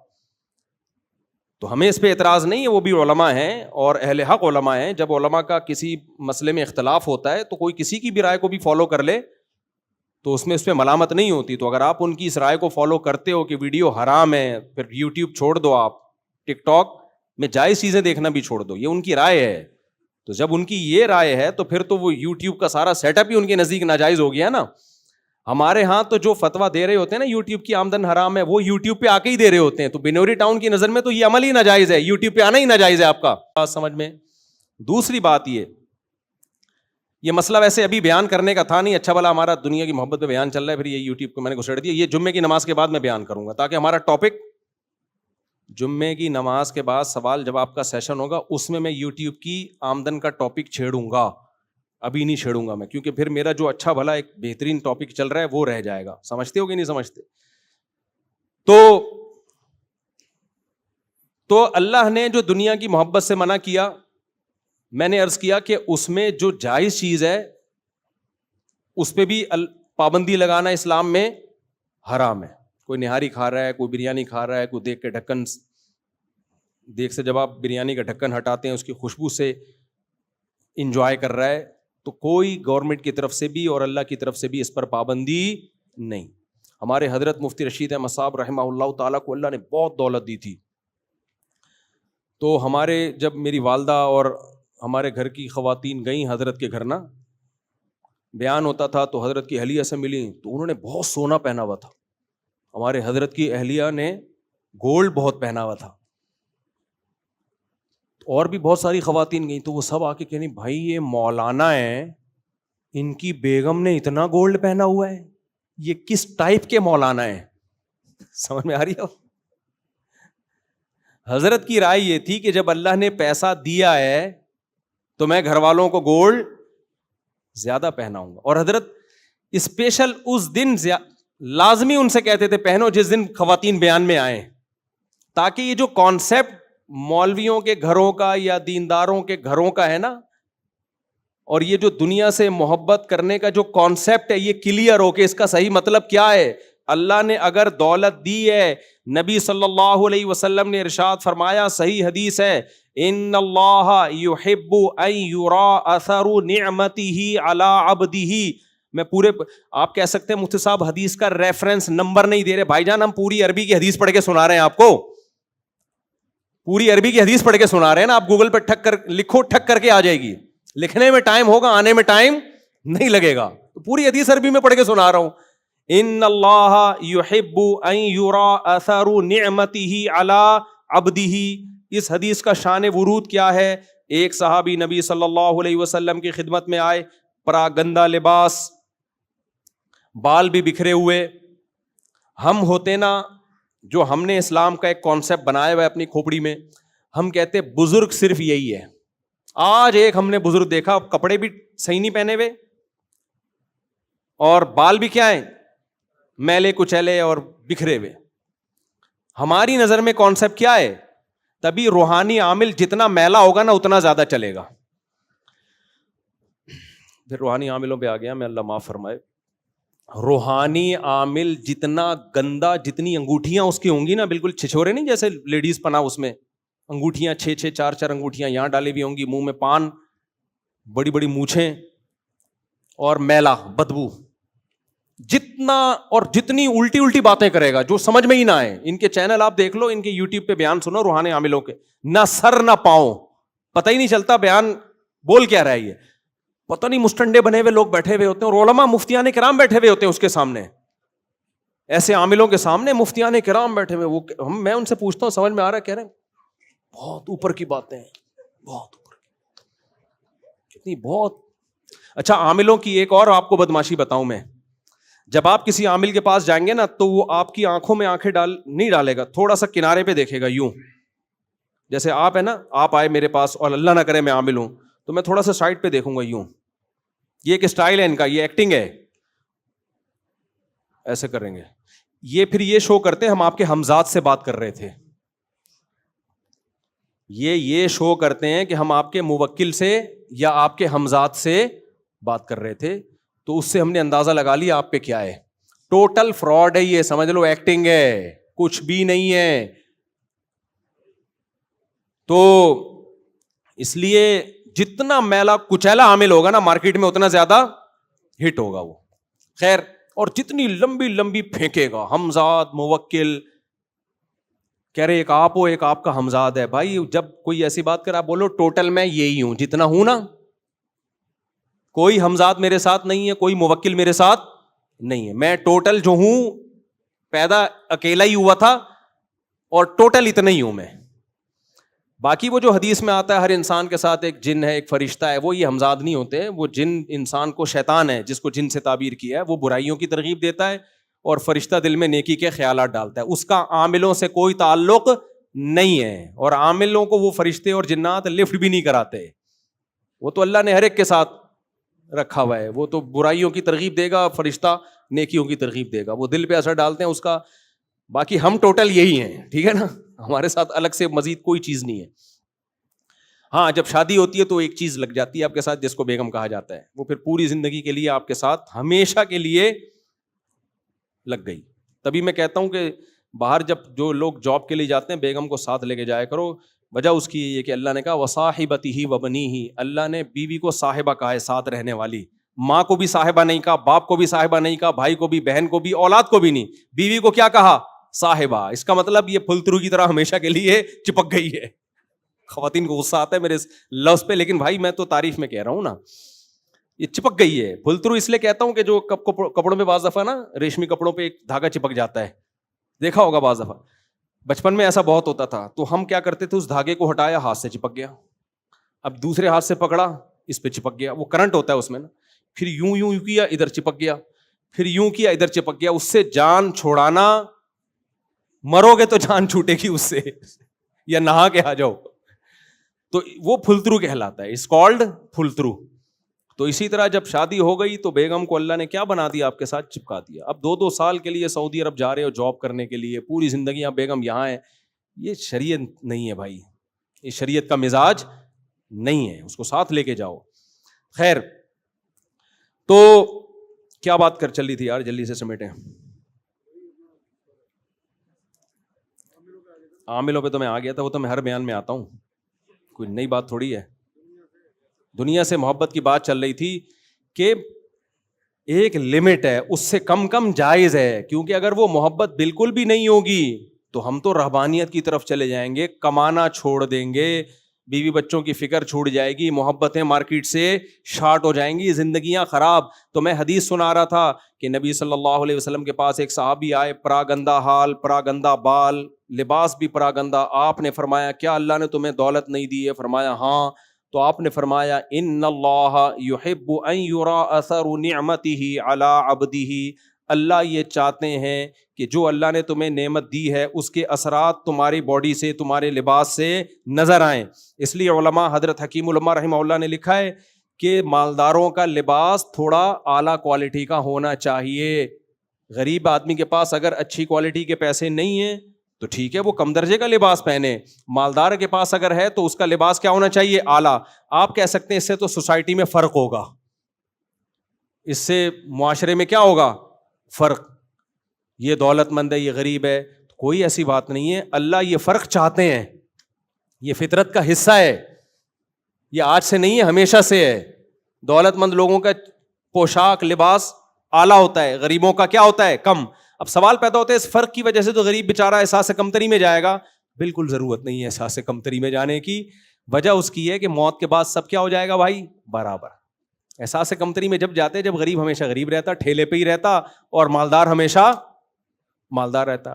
ابھی 2 ہفتے پہلے ایک ارب پتی آدمی کا انتقال ہوا, اتنی دولت کے گنی نہیں جائی, تو وہی ہوا, پھٹے پہ ہی لٹایا گیا اس بیچارے کو. غسل بھی وہی پانی سے, کوئی الگ سے آب زمزم یا کوئی تیزاب سے نہیں نہلایا گیا کہ جی بہت مالدار آدمی تھے یہ. وہی پھٹے میں لٹا کے جنازہ پڑھا کے ان کو قبر میں ڈالا, اوپر سے سلیب لگا کے دعا کی, اور لوگ پتلی گلی سے نکل لیے. تو ٹھیلے والے کے ساتھ بھی کیا ہوگا؟ تو اس لیے ٹینشن لینے کا ہے ہی نہیں. لیکن آپ یہ چاہو کہ امیر اور غریب کا فرق اسلام میں ختم ہو جائے تو یہ دین فطرت کے خلاف ہوگا. یہ فرق اللہ نے رکھا ہے, اور سورہ زخرف آپ دیکھیں, لیتخذ بعضهم بعضا سخریا, اللہ کہتے ہیں ہم نے دولت کی تقسیم میں فرق رکھا ہے. یہ تقسیم کس کی طرف سے ہے؟ اللہ کی, تاکہ کچھ لوگ کو تابع بنا کے رکھیں. سارے ایک جیسے ہو جائیں تو ملازمت کون کرے گا؟ آپ نے فیکٹری بنائی, سب نے فیکٹریاں بنا لی, تو آپ کو فیکٹری چلانے کے لیے بندے کہاں سے ملیں گے؟ چپڑاسی کہاں سے لاؤ گے؟ مزدور کہاں سے لاؤ گے؟ گٹر صاف کرنے کے لیے بھنگی کہاں سے لاؤ گے؟ سارے ہی فیکٹریوں کے مالک, تو نظام عالم تباہ, کسی کی فیکٹری نہیں چلے گی. چلتی اسی وجہ سے ہے کہ بہت سے غریب ہیں, آپ ان کو تھوڑی تنخواہوں میں وہ بہت خوش ہو جاتے ہیں, اس لیے کہ انہوں نے اتنا بھی نہیں دیکھا ہوتا. تو یہ بنایا ہوا کس کا نظام ہے؟ یہ اللہ کا نظام ہے. تو اس لیے شریعت کا مزاج ہے جب دولت ہے تو وہ لباس پوشاک اور سواری سے جھلکنی چاہیے. باقی اس پر ایک مشہور اشکال ہوتا ہے, پھر ہمارے نبی کے لباس پیون زدہ کیوں ہوتا تھا, حضرت عمر کا لباس پیون زدہ کیوں ہوتا تھا؟ اس کا جواب یہ ہے کہ ہمارے نبی نے دولت رکھی نہیں ہے, مسکینی میں زندگی گزاری ہے. ہم ان دولت مندوں کی بات کر رہے ہیں جن کے اکاؤنٹ میں پیسے پڑے ہوئے ہوتے ہیں کپڑے خریدنے کے, اور وہ پھر بھی پھٹے ہوئے کپڑے پہنتے ہیں. اس کی اسلام میں مثال نہیں ملتی ہے. سمجھتے ہو کہ نہیں سمجھتے؟ یا تو آپ بھی ایسے ظرف پیدا کرو سید الانبیاء صلی اللہ علیہ وسلم کی طرح غربت اور مسکنت کے راستے کو اختیار کرو.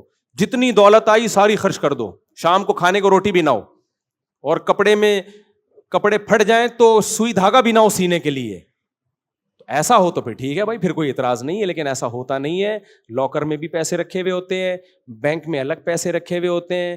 چمونی آپا کو جو وہ ڈالی ہوئی, انہوں نے کمیٹی ڈالی ہوئی آپ کی بیگم نے چمونی آپا کے پاس, وہ 3 کروڑ کی یا 2 لاکھ کی کمیٹی بھی الگ نکلنے والی ہے. ہر محلے میں کوئی نہ کوئی ہوتی ہیں آپائیں. اب تو محلے داریاں ختم ہوتی جا رہی ہیں, ورنہ ہم جب چھوٹے تھے ہر محلے میں ایک فسادی عورت بھی ہوتی تھی, ایک رشتے کرانے والی بھی ہوتی تھی, اور کمیٹی والی بھی ہوتی تھی. اور بہت سے محلوں میں وہ کمیٹی والی آپا ایسی بھاگی ہیں, آج تک وہ آپا ملی نہیں. اس لیے کمیٹی, میں تجربوں کی بات بتا رہا ہوں, کمیٹی ہمیشہ اس گھر میں ڈالو جو اس کا ذاتی گھر ہو. کرائے کے گھر میں کمیٹی ڈال دی نا, این ممکن ہے جس دن کمیٹی نکلنے والی ہوئی وہ آپا مالک مکان کا کرایہ بھی کھا جائے. ایک انٹی میرے علم میں آئی, 15-16 سال پرانی بات ہے, ان کا بزنس ہی یہی تھا. کسی محلے میں کرائے کے گھر پہ رہتی, وہ لوگوں کو اعتماد آتا, کمیٹی 1-2 نکال دیتی, لوگوں کو اعتماد بحال ہوتا ہے. یہ سچا واقعہ, آنکھوں دیکھا واقعہ بیان کر رہا ہوں. تو وہ ایسا ہی کرتی تھی کہ نا کمیٹی, وہ چھوٹی چھوٹی کمیٹیاں پہلے ڈالتی ہیں 200-200 500 روپے کی, وہ نکلتی, سب کو لوگ ایماندار لوگوں کو اعتماد آ جاتا, بھائی ایماندار انٹی ہیں. پھر بڑی بڑی کمیٹیاں ڈلتی ہیں, لاکھ 2-2 لاکھ کی. اس کے بعد جب دیکھتی ہیں کہ اب لوگوں کا اعتماد بحال, پیسہ اکٹھا ہو گیا, غائب, مارکیٹ سے شارٹ, محلہ بدل لیا. تو ایسی بھی انٹیاں ہوتی ہیں, ایسی انٹیوں سے ہوشیار رہی ہے. اچھا خیر, تو دوسرا جو شریعت نے ہمیں کام کیا بتایا, دولت ہے تو وہ آپ کے لباس پوشاک سے, خوراک سے نظر آئے. پھر محبت کا مطلب کیا ہے بھائی؟ بہت آسان مطلب ہے. اللہ نے کہا دنیا سے محبت ختم نہیں کرنی ہے, ایک لمٹ, وہ لمٹ بہت اس کو قرآن نے نا مختلف الفاظوں سے مختلف جگہوں پہ تعبیر کیا ہے, مختلف مثالوں سے سمجھایا کہ کتنی لیگل ہے اور کتنی اللیگل ہے. ایک جگہ اللہ نے فرمایا, چونکہ وقت تھوڑا ہے, میں وہ بات کر کے بیان ختم کرتا ہوں. فرمایا فَأَمَّا مَنْ طَغَى وَآثَرَ الْحَيَاةَ الدُّنْيَا, جس نے سرکشی کی اور دنیا کو آخرت پہ ترجیح دے دی. دنیا کو آخرت پہ, بولو, اسے پتا ہے کہ دنیا مسافر خانہ ہے, یہاں سے ایک دن ہم نے جانا ہے. اس کے باوجود وہ دنیا سے اتنا دل لگانا شروع کر دے کہ اللہ سے, اللہ کے رسول سے, آخرت سے غفلت پیدا ہونا شروع. فَإِنَّ الْجَحِيمَ هِيَ الْمَأْوَى, یہ وہ شخص ہے جو دنیا مردار کا غلام ہے اور اس کا ٹھکانہ جہنم کی آگ ہے. ترجیح کا مطلب کیا ہے؟ جب مقابلہ ہوتا ہے تو ترجیح ہوتی ہے. کمپیئر, نماز کا ٹائم ہے اور دکان پہ لوگوں کا ایک اچھا خاصا کراؤڈ ہے, آپ اس کراؤڈ کو چھوڑ کر مسجد آتے ہو, چھوڑ دیتے ہو اپنے پروفٹ کو. اس کا مطلب آپ دنیا کو اتنی ہی ویلیو دیتے ہو جتنی ویلیو کے وہ قابل ہے. آپ کو پتا ہے یہ کمبخت جو کسٹمر کی لائن لگی ہوئی ہے, جب میں مروں گا یہ قبر میں میرے ساتھ اندر نہیں گھسیں گے, اور یہ جو میں کسٹمر سے اضافی جو پیسہ کما لوں گا یہ قبر میں میرے کام نہیں آئے گا. کیا کما لوں گا بھائی؟ کتنی بلڈنگیں بنا لوں گا, قبر میں کیا چیز کام آئے گی بھائی؟ نماز کام آئے گی. کل ایک تاجر ملے, بہت اللہ نے دولت دی ان کو, بہت دولت دی. ایسے لوگوں سے میں ملتا ہوں, غریب بھی ایسے کہ کھانے کو روٹی نہیں ہو رہا, ایسے دولت مند کہ نوٹ گنے نہیں جاتے ان سے. ہوش اڑ جائیں آپ. کہنے لگے بھائی میں نے دنیا بہت کما لی, دین کے لیے کیا کر سکتا ہوں میں, مجھے اپنی قبر کی فکر ہو گئی ہے. مجھے بڑی خوشی ہوئی کہ چلو یار مسلمان کسی نہ کسی موڑ پہ تھوڑا سا اس کو خوف آ ہی جاتا ہے, کہیں نہ کہیں آ کے اس کو اٹکتا ہے کہ بھائی یہ کتنی بڑی نعمت ہے. کافر کو یہ خیال بھی نہیں آتا, وہ خودکشی کی طرف جاتا ہے جب موت کا تصور دماغ میں آتا ہے. جب مسلمان کو موت کا تصور آتا ہے خودکشی کی طرف نہیں جاتا, وہ قبر بنانے میں لگ جاتا ہے کہ یار اب آخرت کے لیے کچھ کرو. ایک دفعہ امریکہ سے کسی کا فون آیا, اس زمانے میں فون کافی اٹھا لیا کرتا تھا. وہ صاحب کہنے لگے میں نے بہت پیسہ کمایا, بہت عیاشی کی, اور کہنے لگے کوئی یتیم ہو تو مجھے بتا دو, میں زندگی بھر اس کی کفالت کرنا چاہتا ہوں. اور پھر رونے لگے. کہتے ہیں یار کوئی ایک نیکی تو کر کے جاؤں نا میں, کوئی ایک نیکی. تو کہنے لگے کوئی طالب علم ہو یتیم, اس کی ساری زندگی جو دین کی خدمت کرے, ساری زندگی کا خرچہ میں اٹھانے کے لیے, مجھے اس کے جذبے پہ بہت خوشی ہوئی. یہ نعمت اللہ نے مسلمان کو دی ہے, کافر کو نہیں دی ہے. کافر مایوس ہے, اس کو کیا کرنا ہے بھائی. مسلمان کو ڈائریکشن تو پتا ہے نا, جانا کدھر ہے میرے بھائی, جانا تو بہرحال مٹی کے نیچے ہی ہے. تو اللہ نے کیا کہا بھائی, آثر الحیات الدنیا, جب دنیا اور آخرت میں ٹکراؤ ہوگا تو دنیا مردار کا عاشق کس کو ترجیح دیتا ہے؟ دنیا کو. کہتے ہیں آخرت کو چھوڑ دو. اور آخرت کا عاشق کس کو ترجیح دیتا ہے؟ او بھائی ایسی 20 دنیاؤں پہ 100 دفعہ لات. ہمارے حضرت مفتی رشید احمد صاحب کے ایک مرید تھے. اچھا بعض دفعہ نا اپنی تربیت کے لیے حلال سے بھی کچھ وقت کے لیے اجتناب کرنا پڑتا ہے, اپنی تربیت کے لیے. دیکھو اللہ نے جو لمٹ بنائی ہے نا, ایک تو یہ کہ دنیا کی وجہ سے کوئی حرام کام نہ ہو. اگر حرام کی طرف جا رہے ہو تو یہ دنیا کی محبت لمٹ سے زیادہ. اسی طرح دنیا کی محبت میں اعتدال سے تجاوز نہ ہو دنیا کمانے میں. اگر اعتدال سے ہٹ گئے تو یہ بھی کس کی علامت ہے کہ آپ کے دل میں دنیا کی محبت ہے. اعتدال کا مطلب کیا؟ آپ کی صحت زیادہ ویلیو ہے یا پیسوں کی زیادہ ویلیو ہے؟ ساری دنیا کے شریعت سے بھی پوچھو, اسلام کہتا ہے صحت پہلے, دولت بولو بعد میں.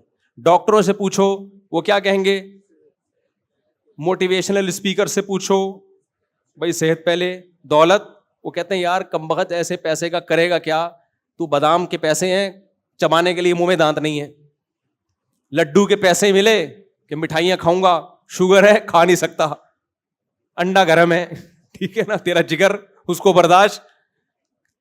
تو ایسے پیسوں بہت سے لوگ ہیں, بہت پیسہ ہے, نہ کھا سکتے ہیں, نہ چل سکتے ہیں, نہ سو سکتے ہیں, نیند کی گولیاں کھا کھا کے سو رہے ہیں. دنیا کے سارے عقل مند کہتے ہیں سب سے پہلے صحت. آئی بات سمجھ میں؟ اس کے بعد ریلیشن. دیکھو انسان کو دولت سے زیادہ ضرورت کس کی ہے؟ ریلیشن کی, کیونکہ انسان تنہا پیدا نہیں ہوا. فَجَعَلَهُ نَسَبًا وَصِهْرًا, اللہ کہتے ہیں ہم نے تمہیں نسب والا بنایا. جب اللہ نے والا بنا دیا, نسب والا یعنی ددیال نلیال اور سسرال, یہ جب 3 خاندان والا بنا دیا, اللہ کہہ رہا ہے, اور اللہ جو بات کہے گا وہ نیچر ہی کی بات ہوگی. تو اس کا مطلب انسان انڈیویجول لائف نہیں گزار سکتا. انڈیویجولی لائف انسان کو ٹینشن اور اسٹریس کی طرف لے کے جائے گی. اس کو ریلیشن چاہیے, محبتیں چاہیے. گورا کیوں ٹینشن میں جا رہا ہے؟ سب کچھ ہے, محبتیں نہیں ہیں. ابے جس قوم میں بیوی اپنی چائے خود بناتی ہو, میاں اپنی چائے خود بناتا ہو, وہ بیوی کو اپنے خرچے پہ ایک چائے کی پیالی پلانے کو تیار نہ ہو. ہمارے یہاں گرل فرینڈ پہ جائیدادیں لٹاتی جاتی ہیں, بیوی تو اگلی چیز ہے. گورا گرل فرینڈ کو اپنے خرچے پہ ایک ٹافی نہیں کھلاتا تو ریلیشن ملے گا؟ وہ کہے گی بھائی اپنے فائدے کے لیے, میں اپنے فائدے کے لیے, ریلیشن ختم. تبھی تو پھر بےچارے اسٹریس میں جاتے ہیں, محبتیں ختم. کتوں سے محبت ملتی ہے. میں نے پورا ولاگ بنایا تھا کتے پہ, وہ دیکھا تھا آپ لوگوں نے؟ یار تم لوگ کیا دیکھ رہے ہو پھر؟ کتے پہ ولاگ بنایا تھا. ایک گورا اچھا بھلا 40 سال کا, وہ تھا میکسیکو کا تھا, فٹ فاٹ بالکل. کتے کو لے کے جا رہا ہے. ایسے بہت کیسز ہوتے ہیں وہاں پہ. جہاز میں الگ سے اس کو پرمیشن ملی ہے کتا ساتھ لے جانے کے لیے, اس کو الگ سے پرمیشن ملی ہے, ورنہ کتوں کو جہاز میں الاؤ نہیں ہے. اتنی ابھی انہوں نے ترقی نہیں کی کہ کتے کو جہاز میں سیٹ دے دیں. لیکن اگر آپ یہ ایپلیکیشن لکھ کے دیں کہ میں اس کتے کے بغیر نہیں رہ سکتا, تو پھر آپ کو پرمیشن ملتی ہے. کتے پہ ایک ٹیگ لگتا ہے ایموشنل ریلیشن کا, کہ ان دونوں کا بہت ہی کوئی, اور جو لے جانے والا وہ کوئی ڈاکٹر ہوتے ہیں, بعض دفعہ انجینئرز ہوتے ہیں, بہت بڑی بڑی پوسٹوں کے لوگ ہوتے ہیں. ابے تم اتنی بڑی پوسٹ پر ہو, تمہیں کتے کی کیا ضرورت ہے؟ کہیں گے وہ جواب میں پتہ ہے کیا کہتے ہیں, ہم اتنی بڑی پوسٹ پر ہیں, اس پوسٹ کی وجہ سے ہمیں پیسے بہت ملتے ہیں, ریلیشن اور محبت بولتے کیوں نہیں ملتے, لہذا کتے سے ہمیں ملتی ہے. تو ہم وداؤٹ کتا وی کین ناٹ سفر. ٹھیک ہے نا, ہماری گلابی انگلش ہے, جو لفظ آ رہا ہوتا ہے ٹھوک دیتے ہیں اس میں ہم, تو نہیں سفر کر سکتے ہم کتے کے. یہ بہت میں نے کیسز دیکھے ہیں وہاں پہ, بھائی کتے کے بغیر نہیں ہو سکتا. تو یہ حقیقت ہے. اب گورے کو بیوی والی محبت بھی کتے سے چاہیے, باپ والی محبت بھی کتے. ہم کو سب سے الگ الگ محبت مل رہی ہے. ہمیں باپ کی محبت ملی کہ نہیں ملی؟ ہمیں کچھ ہوتا تھا, غم کس کو ہوتا تھا؟ ایسا غم کہ ہم سے زیادہ. ہم تو بچپن میں بیمار ہوئے, ہمیں تو پتہ بھی نہیں ہوتا تھا. روتا کون تھا ہمارے لیے؟ ہمارے ماں باپ روتے تھے. ہمیں تو پتہ بھی نہیں کون کون سی دعائیں ہمارے ماں باپ نے ہمارے لیے راتوں کو اٹھ کے کی ہے. تو یہ ریلیشن ہمیں کہاں سے, یہ محبت کہاں سے ملی؟ باپ کی باپ سے ملی. ماں کی محبت, باپ کی الگ محبت ہوتی ہے, ماں کی الگ, دونوں چاہیے انسان کو. ماں کی محبت میں ممتا پن زیادہ ہوتا ہے, لاڈ زیادہ ہوتا ہے. باپ کی محبت میں ٹھکائیاں لگاتا ہے. صحیح ہے نا, کہ انسان کا بچہ بن جا, تیرا مستقبل کیا ہو جائے گا, خراب ہو جائے گا. فکر اس کو ہوتی ہے کہ یار اس کو انسان بنانا ہے, اس لیے وہ ڈانٹے گا بھی, مارے گا بھی, یہ سب محبت میں کر رہا ہوتا ہے. تو ماں کی الگ محبت ہوتی ہے. ماں والی محبت بھی ہم نے دیکھی, اللہ نے ہمیں دی, سب کو ملتی ہے, ہم کوئی اکیلے دنیا میں پیدا نہیں ہوئے. وہ محبت کیا ہوتی ہے؟ جب اسکول جانے کے لیے اضافی جیب خرچی چاہیے, ابا نہیں دے گا, ابا کو پتہ ہے بگڑے گا, وہ کون دیتا ہے؟ اماں. بگاڑنے میں پورا کردار کر, وہ محبت نہیں رہی ہوتی ہے. خیر, تو الگ سے وہاں سے آدمی اپنے کھانچے کھولے ہوئے ہوتے ہیں. ابا کے کھانچے الگ ہوتے ہیں, بھائی بہنوں کے الگ ہوتے ہیں. تبھی تو کہتا ہوں بھائی بہن پیدا تو کرو اپنے بچوں کے لیے. جلدی جلدی بات ختم کر رہا ہوں بس. تو بھائی بہنوں کی محبت بھی چاہیے بچوں کو, آپ کے دوستوں کی بھی محبت چاہیے, ایسے جگری دوست. ابھی دیکھو, ابھی چھوڑو, میں اس ٹاپک کو نہیں چھیڑتا دوبارہ. خیر, تو یہ ساری محبتیں انسان کو چاہیے. اللہ نے انسان کو کلا پیدا نہیں کیا. اکیلے کو پنجابی میں کہتے ہیں کلا. کبھی اکیلے میں ملیں گے تو آپ کو ایک لطیفہ سناؤں گا. کلے آدمی کا کام نہیں ہے, لیکن وہ چھپڑ میں سنانے کا, چھاؤں میں سنانے کا. کلے آدمی کا کام نہیں, بس یہ عنوان یاد رکھنا, کلے آدمی کا کام نہیں ہے. خیر, تو یہ جو ریلیشن ہے نا میرے بھائی, کہاں بات کیا چل رہی تھی, میں تو دماغ سے نکل گئی. میں ٹاپک کیا چل رہا تھا, یہ کتوں پہ آ گیا نا. جب میں انگریز پہ اور کتے پہ آ جاؤں پھر وہ ٹاپک چینج ہو جاتا ہے. وہ لمٹ کی بات کر رہا تھا نا. نہیں, اللہ سے محبت کا ایک, ہاں تو ہاں میں یہ کہہ رہا تھا اعتدال کمانے میں کیا ہو, اعتدال. اس اعتدال میں سب سے پہلے صحت, اس کے بعد ریلیشن. اگر آپ اپنے آپ کو کمانے میں اتنا جتا دیتے ہو, ہر وقت ترقی ترقی ترقی, گدھے کی طرح کام کر رہے ہو, نیند پوری نہیں ہو رہی آپ کی, اس کا مطلب آپ کے دل میں دنیا کی محبت ہے. آپ کما رہے ہو, میں بحریہ ٹاؤن میں پلاٹ بناؤں گا, کما رہے 60 سال کے بعد جا کے کم بخت تو نے بنا لیا, تو کیا رہ گیا اب؟ تو ختم ہے نا, آگے ریٹائرمنٹ ہے, قبر میں جائے گا, اب کیا کرے گا؟ تو نمازیں ضائع ہوتی, گناہ ہو رہا ہے اس کی وجہ سے. اعتدال سے بڑھی ہوئی محبت, وہ اعتدال کیا, صحت خراب ہو رہی ہے, اسٹریس میں جا رہا ہے, ٹینشن میں جا رہا ہے. ٹینشن کس بات کی لے رہا ہے بھائی؟ پیسہ آ گیا ٹھیک ہے, نہیں آیا تو کیا ہے, کوئی مسئلہ نہیں ہے, قبر ہے آگے یار. ٹینشن کس بات؟ ٹینشن لینا اس کی علامت ہے. محبت کیا ہے, اعتدال سے زیادہ ہے. تیسرا, ریلیشن خراب ہو رہا ہے. ریلیشن کا کیا مطلب؟ کتنے لوگ جاب کرتے ہیں, بیوی بچوں کو ٹائم نہیں, ان کے ریلیشن کی ایسی کی تیسی.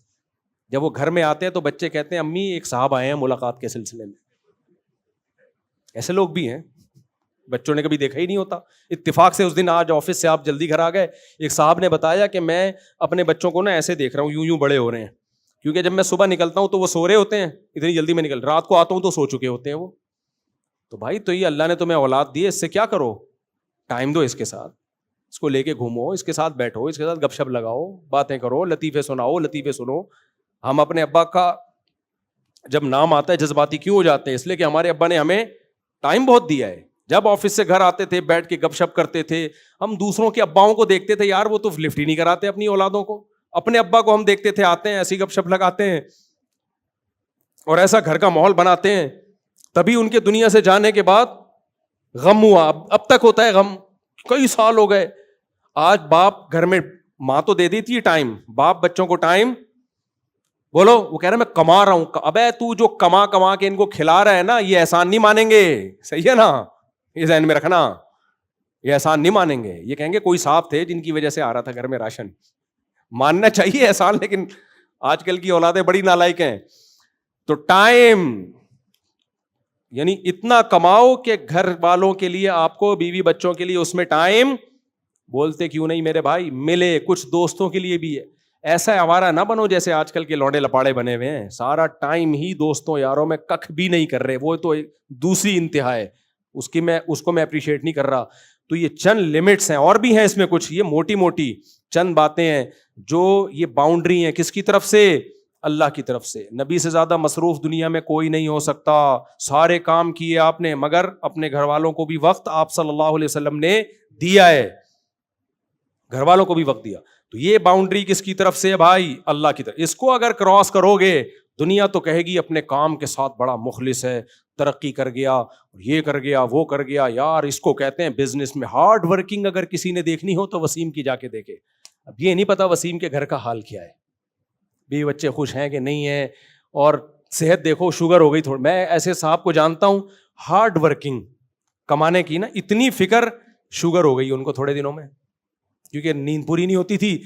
دن میں بھی ڈیوٹی, رات کو بھی ڈیوٹی, تھوڑی دیر سوتے تھے اور بڑے فخر سے بتاتے تھے یار اسٹرگل ہوتی ہے, اسٹرگل, ہارڈ ورکنگ. شوگر ہو گئی, پھر ایک دن ہارٹ اٹیک ہوا, اور اس دار فانی سے آج, یعنی ان کی عمر بھی میرا خیال ہے 35-40 سال ہوگی. اللہ مغفرت فرمائے, ہم تو یہی دعا کریں گے ان کے لیے, اللہ تعالیٰ ان کی درجات بلند کرے. لیکن یہ ہارڈ ورکنگ نہیں ہے میرے بھائی, یہ اعتدال سے بڑی ہوئی دنیا کی محبت ہے, جس کو اسٹرگل اور ہارڈ ورکنگ سے, اس میں یہ بچوں پہ جو بہت زیادہ تعلیم کا بوجھ ڈالتے ہیں نا گن پوائنٹ پہ, تو CA کرے گا, تیرا باپ بھی کرے گا CA, اس پہ تو بہت زیادہ بوجھ ڈالا ہوا ہوتا ہے. لیبل یہ لگایا گیا ہوتا ہے ہارڈ ورکنگ. ترقی اصل میں ہوس ہوتی ہے پیچھے دولت کی. پڑھو, چارٹرڈ اکاؤنٹنٹ بنو, کون منع کر رہا ہے آپ کو, لیکن بھائی اتنا زیادہ بچے کے سر پہ مسلط نہ ہو جاؤ. اگر اس کا دل لگ رہا ہے تو ٹھیک ہے, نہیں لگ رہا تو جو لگ رہا ہے بھائی اس کام میں لگا دو. میں نے ایک بچے کو ہٹا دیا پڑھائی سے, اس کا دل نہیں لگ رہا تھا, وہ کہہ رہا تھا کاروبار کرنا ہے, ملازمت کرنے. میں نے کہا چل بھائی تیرا دل کر رہا ہے, ورنہ کہیں کا بھی نہیں رہتا, بتا دوں گا آپ کو. بیٹھا ہوا یہاں بیان سن رہا ہے, کہہ رہا ہے میں نے پڑھنا نہیں ہے, میں نے پڑھنا ہے. میں نے کہا پہلے تو اس کو سمجھایا, انسان کا بچہ بن جا. نہیں پڑھ رہا, چل بتا کیا کرنا ہے, تو جو کرنا ہے. چرس نہیں بیچ رہا الحمدللہ, نہ چرس پی رہا ہے, جائز کام. اتنا زیادہ دنیا سے دل نہ لگاؤ کہ ڈپریشن کے مریض بن جاؤ. جو ہو رہا ہے ہوگا وہی جو اللہ چاہے گا. ہم اور آپ نے اعتدال سے محنت کرنی ہے. ارادہ کس کا چلے گا؟ اللہ کا. میرا اور آپ کا ارادہ نہیں چلے گا. تو ماں باپ ٹینشنوں میں جاتے ہیں, ہم بچے کو یہ بنانا چاہتے تھے تو یہ پتہ نہیں کیا بن رہا ہے. کیوں چاہ رہے ہو بنانا؟ اللہ پہ چھوڑ دو, انسان کا بچہ بنانے کی پوری فکر کرو, بس بگڑے نہیں. باقی دولت کماتا ہے نہیں کماتا, کس راستے سے کماتا ہے, یہ اللہ کی تقسیم ہے. سب دولت چاہنے والوں کو دولت ملتی نہیں ہے, ورنہ غریب دنیا میں ختم ہو جاتے ہیں. اور اللہ کا وعدہ ہے کہ غربت ہمیشہ رہے گی. غربت ختم کرنے کا صرف ایک طریقہ ہے, سارے غریبوں کو کنٹینر میں بند کر کے اڑا دو بم سے, پھر غربت ختم ہوگی. اس کے علاوہ غربت ختم کرنے کا اور کوئی دنیا میں طریقہ نہیں. اچھا آپ کہہ سکتے ہو امریکہ کیوں اتنا مالدار ہے؟ بھائی ہم غریب ہیں اس لیے وہ مالدار ہیں. سمجھتے ہو کہ نہیں سمجھتے؟ تو بہت سے بڑے جو دنیا میں ملک ہیں نا, وہ مالدار ہی اسی وجہ سے ہیں کہ ہمارا کھا لیا انہوں نے. افریقہ میں گیا ہوں, بہت سارے ملکوں میں جا چکا ہوں افریقہ کے. افریقہ کے وہ ملک جہاں ڈائمنڈ نکلتا ہے, گولڈ نکلتا ہے دنیا کا سب سے زیادہ, وہاں لوگوں کے پاس کھانے کو روٹی نہیں ہے. کیوں؟ اس لیے کہ ان کا گولڈ بڑی طاقتیں کھا رہی ہیں, تبھی تو وہ غریب ہیں. تو یہ اللہ کا نظام ہے, کچھ کھائیں گے, کچھ ظلم کر کے کھائیں گے تو آخرت میں اللہ ان سے پوچھے گا. تو یہ عجیب ہی سسٹم دنیا کا چل رہا ہے. یہ سسٹم نہیں چل رہا, یہ وہی چل رہا ہے جو الیکشن میں سسٹم چلا تھا ہمارے یہاں. صحیح ہے نا؟ تو دنیا میں بھی کیا چل رہا ہے؟ سسٹم. آخرت میں جو چلے گا نا وہ سسٹم ہوگا, وہ سسٹم نہیں ہوگا. اللہ تعالیٰ سمجھنے کی عمل کی توفیق عطا فرمائے. ابے یار یہ لڑکیوں والے مسئلے نہ پوچھا کرو میرے بھائی. یعنی لڑکی کو پسند کرتا ہوں, اس کے گھر والے راضی ہیں لیکن میرے گھر والے راضی نہیں, میں کیا کروں؟ وہی کرو جو میں نے کیا تھا, کر کے بتاتی تھی کہ شادی ہو گئی ہے. دوسری شادی میں کیا تھا ایسے, گھر والے راضی نہیں تھے تو میں نے بتا دیا تھا ہو گئی, اب کیا کر سکتے ہیں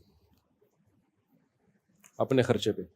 اگر ماں باپ حج پر جائیں اور ان کا بچہ گود کا ہو اور وہ اس کو بھی لے کے جائیں تو اس بچے کا بھی حج ادا ہو جائے گا؟ نہیں, نابالغی میں جو حج کیا ہوا ہوتا ہے وہ ادا نہیں ہوتا.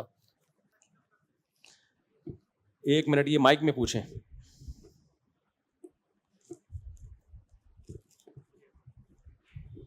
السلام علیکم. وعلیکم السلام. میرا سوال یہ تھا کہ پہلی طلاق کے بعد عورت جو ہے وہ شادی دوسری کب کر سکتی ہے؟ دیکھو, اگر عورت کو پہلی طلاق ہوئی ہے اور عدت کے اندر اندر مرد نے رجوع نہیں کیا, یعنی 3 مینسز گزرنے سے پہلے مرد نے رجوع نہیں کیا, تو 3 مینسز گزرنے کے بعد نکاح ختم ہو جاتا ہے. پھر چاہے تو کہیں اور شادی کرے, چاہے تو پرانے مرد سے دوبارہ شادی کر لے, لیکن عدت گزرنے سے پہلے وہ شادی نہیں کر سکتی. اپنے شوہر سے تو کر سکتی ہے, کہیں اور نہیں کر سکتی. جی, اپنے شوہر سے اگر طلاق رجی بائن ہوئی ہے, ایک طلاق بھی اس سے بھی نکاح بعض دفعہ ختم ہوتا ہے.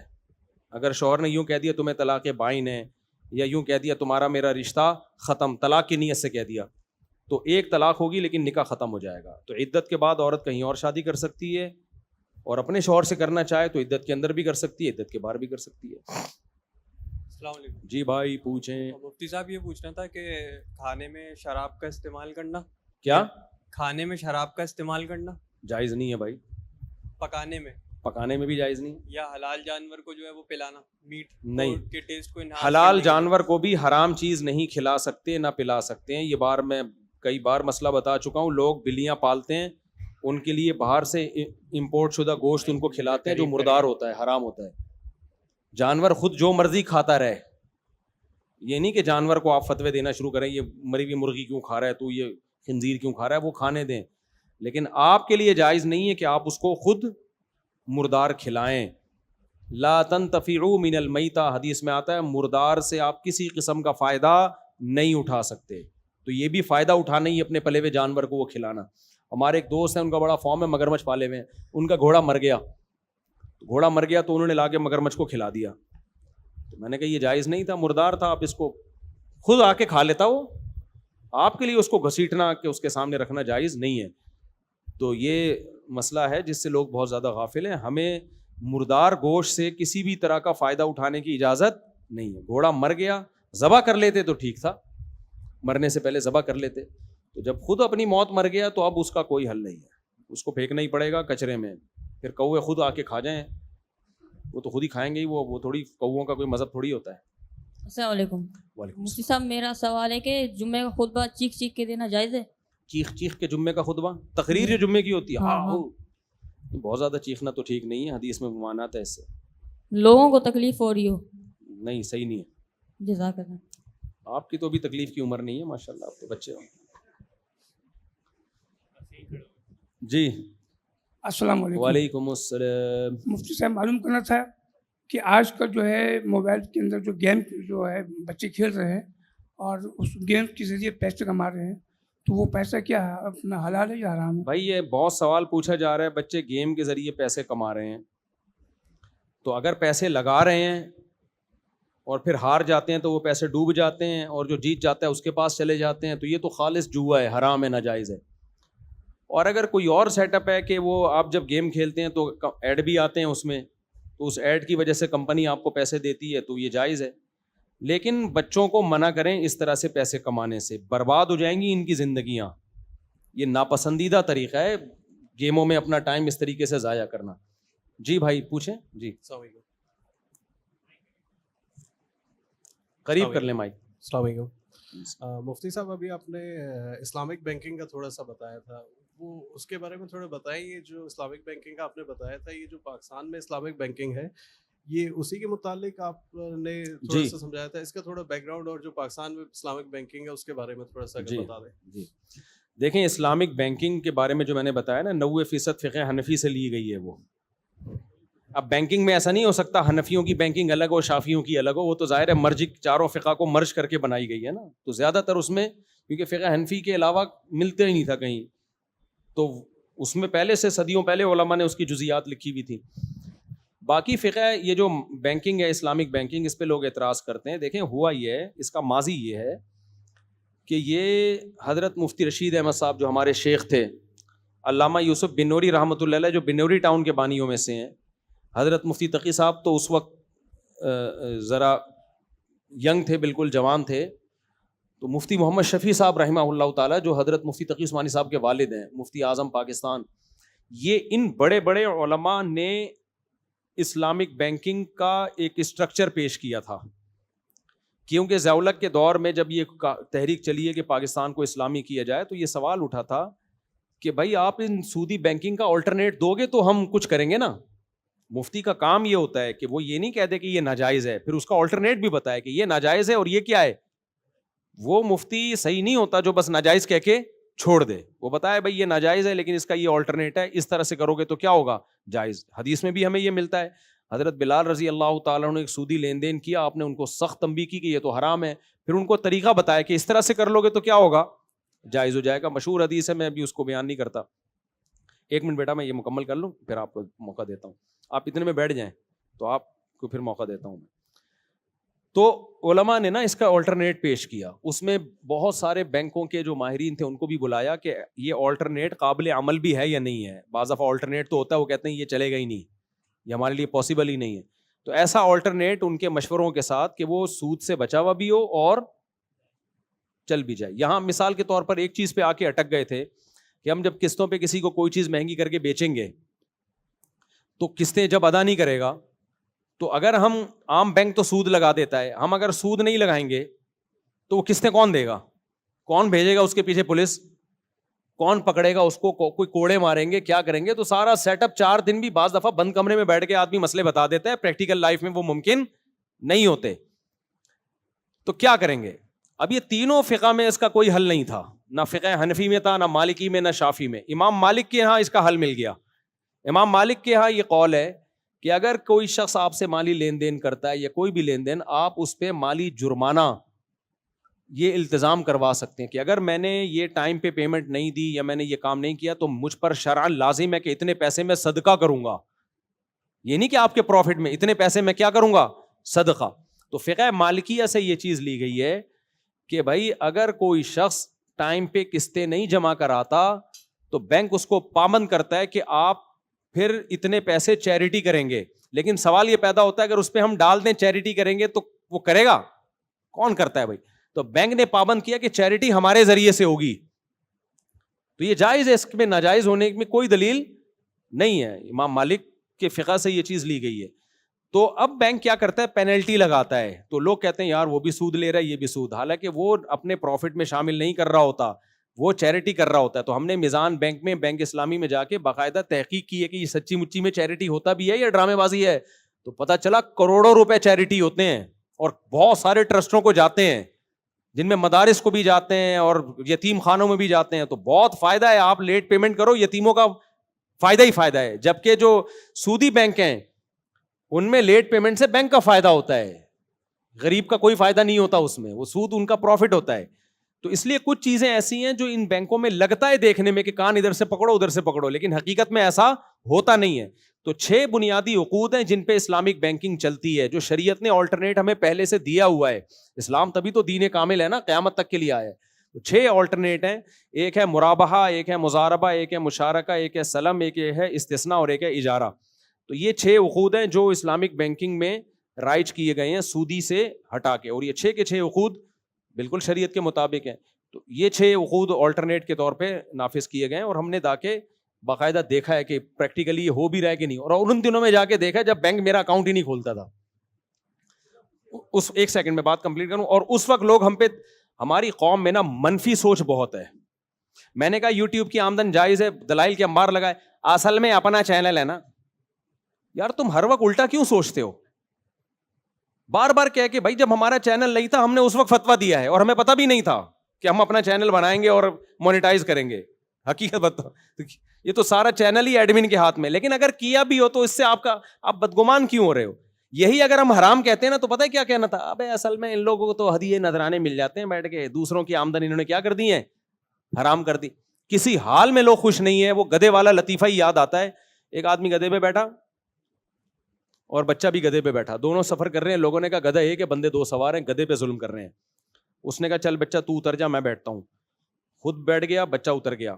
لوگوں نے کہا باپ ہونے کا ناجائز فائدہ اٹھا رہا ہے, چھوٹا بچہ ہے, بٹھانا اس کو چاہیے, کمزور ہے, خود تو طاقتور ہے, جوان آدمی ہے, لیکن چونکہ باپ ہے تو باپ ہونے کا ناجائز فائدہ. اس نے بچے کو بٹھا دیا, خود اتر گیا. لوگوں نے کہا ابھی سے بدتمیز بنا رہا ہے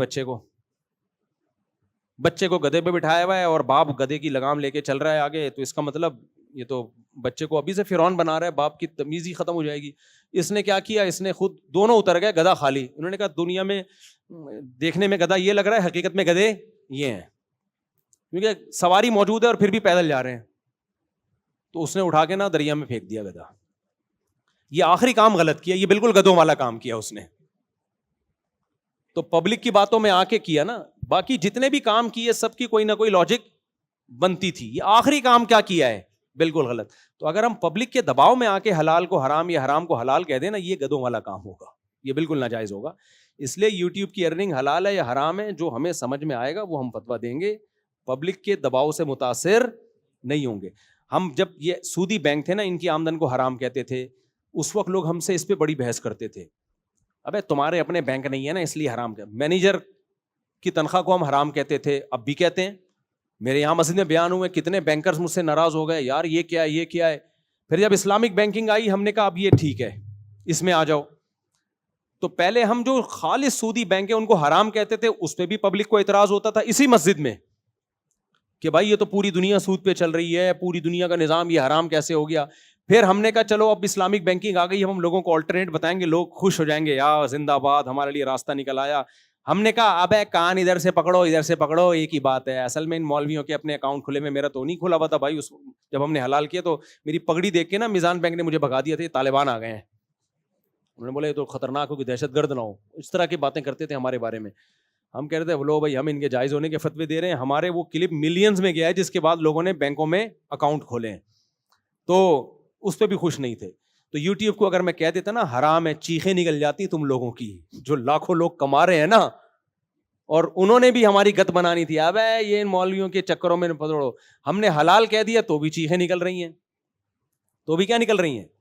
تو اس لیے ہمارے علماء کہتے ہیں کہ پبلک کی باتوں میں آؤ گے تو وہ گدھے والا قصہ ہوگا تمہارے ساتھ. پبلک کو مت دیکھو جو کھوپڑی میں آ رہا ہے, بچے کو گدھے پہ بٹھانا ہے بچے کو بٹھا دو, خود بیٹھنا ہے خود بیٹھ جاؤ, دونوں کو بیٹھنا ہے دونوں. اعتراض ہوگا تو گدھے کو ہونا چاہیے.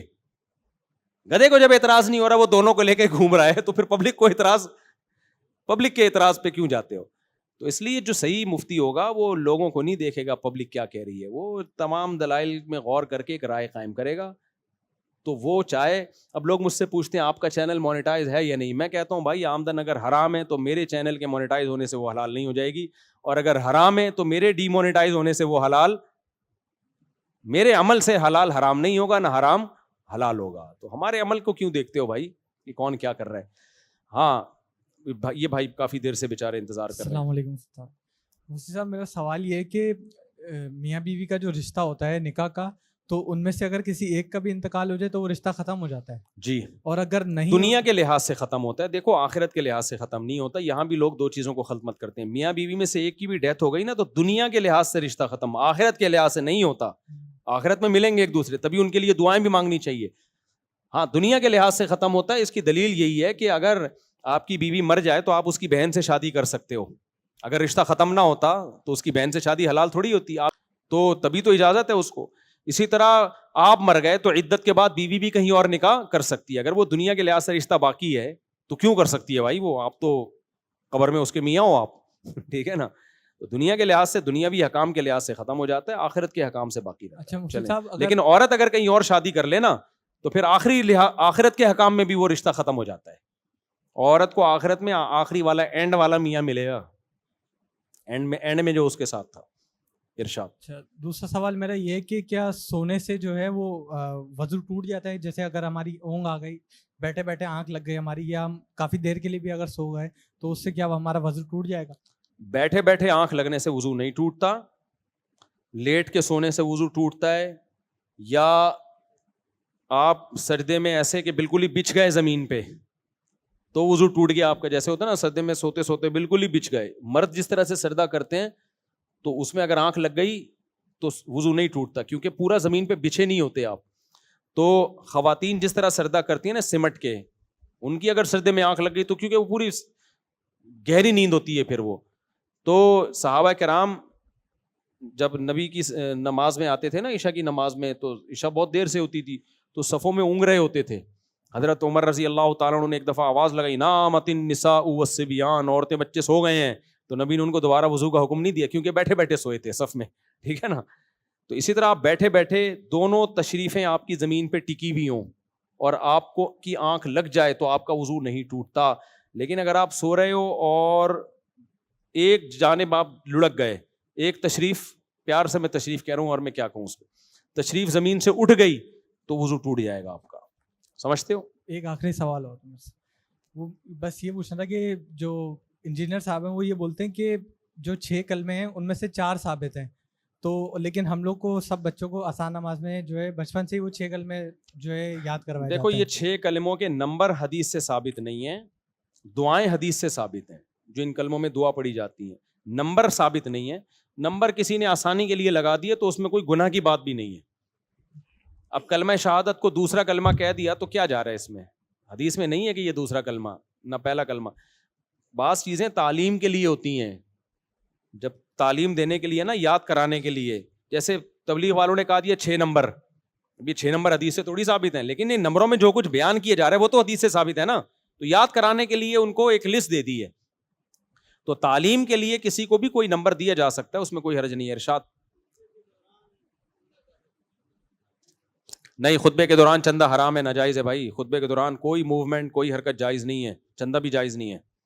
یہاں ہو رہا ہوتا ہے نہیں, غلط ہو ان کو منع کریں.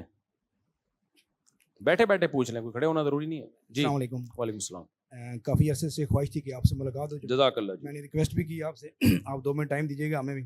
جی آپ کے میرا سوال یہ ہے کہ سگریٹ کا کام کرنا ایز اے ڈسٹریبیوٹر کیا وہ کس کا؟ جائز ہے؟ سگریٹ کا کام کرنا ایز اے ڈسٹریبیوٹر کیا اس کی کمائی سے بندہ نیک کام بھی کر سکتا ہے, جیسے مدارس کو چلانا, مساجد کو بنانا یا اپنے بیوی بچوں کو خرچ کرنا, کیا اس کی کمائی حلال ہے یا ناجائز ہے؟ جزاک اللہ. سگریٹ کی آمدن مکروہ ناپسندیدہ ہے, حرام نہیں ہے.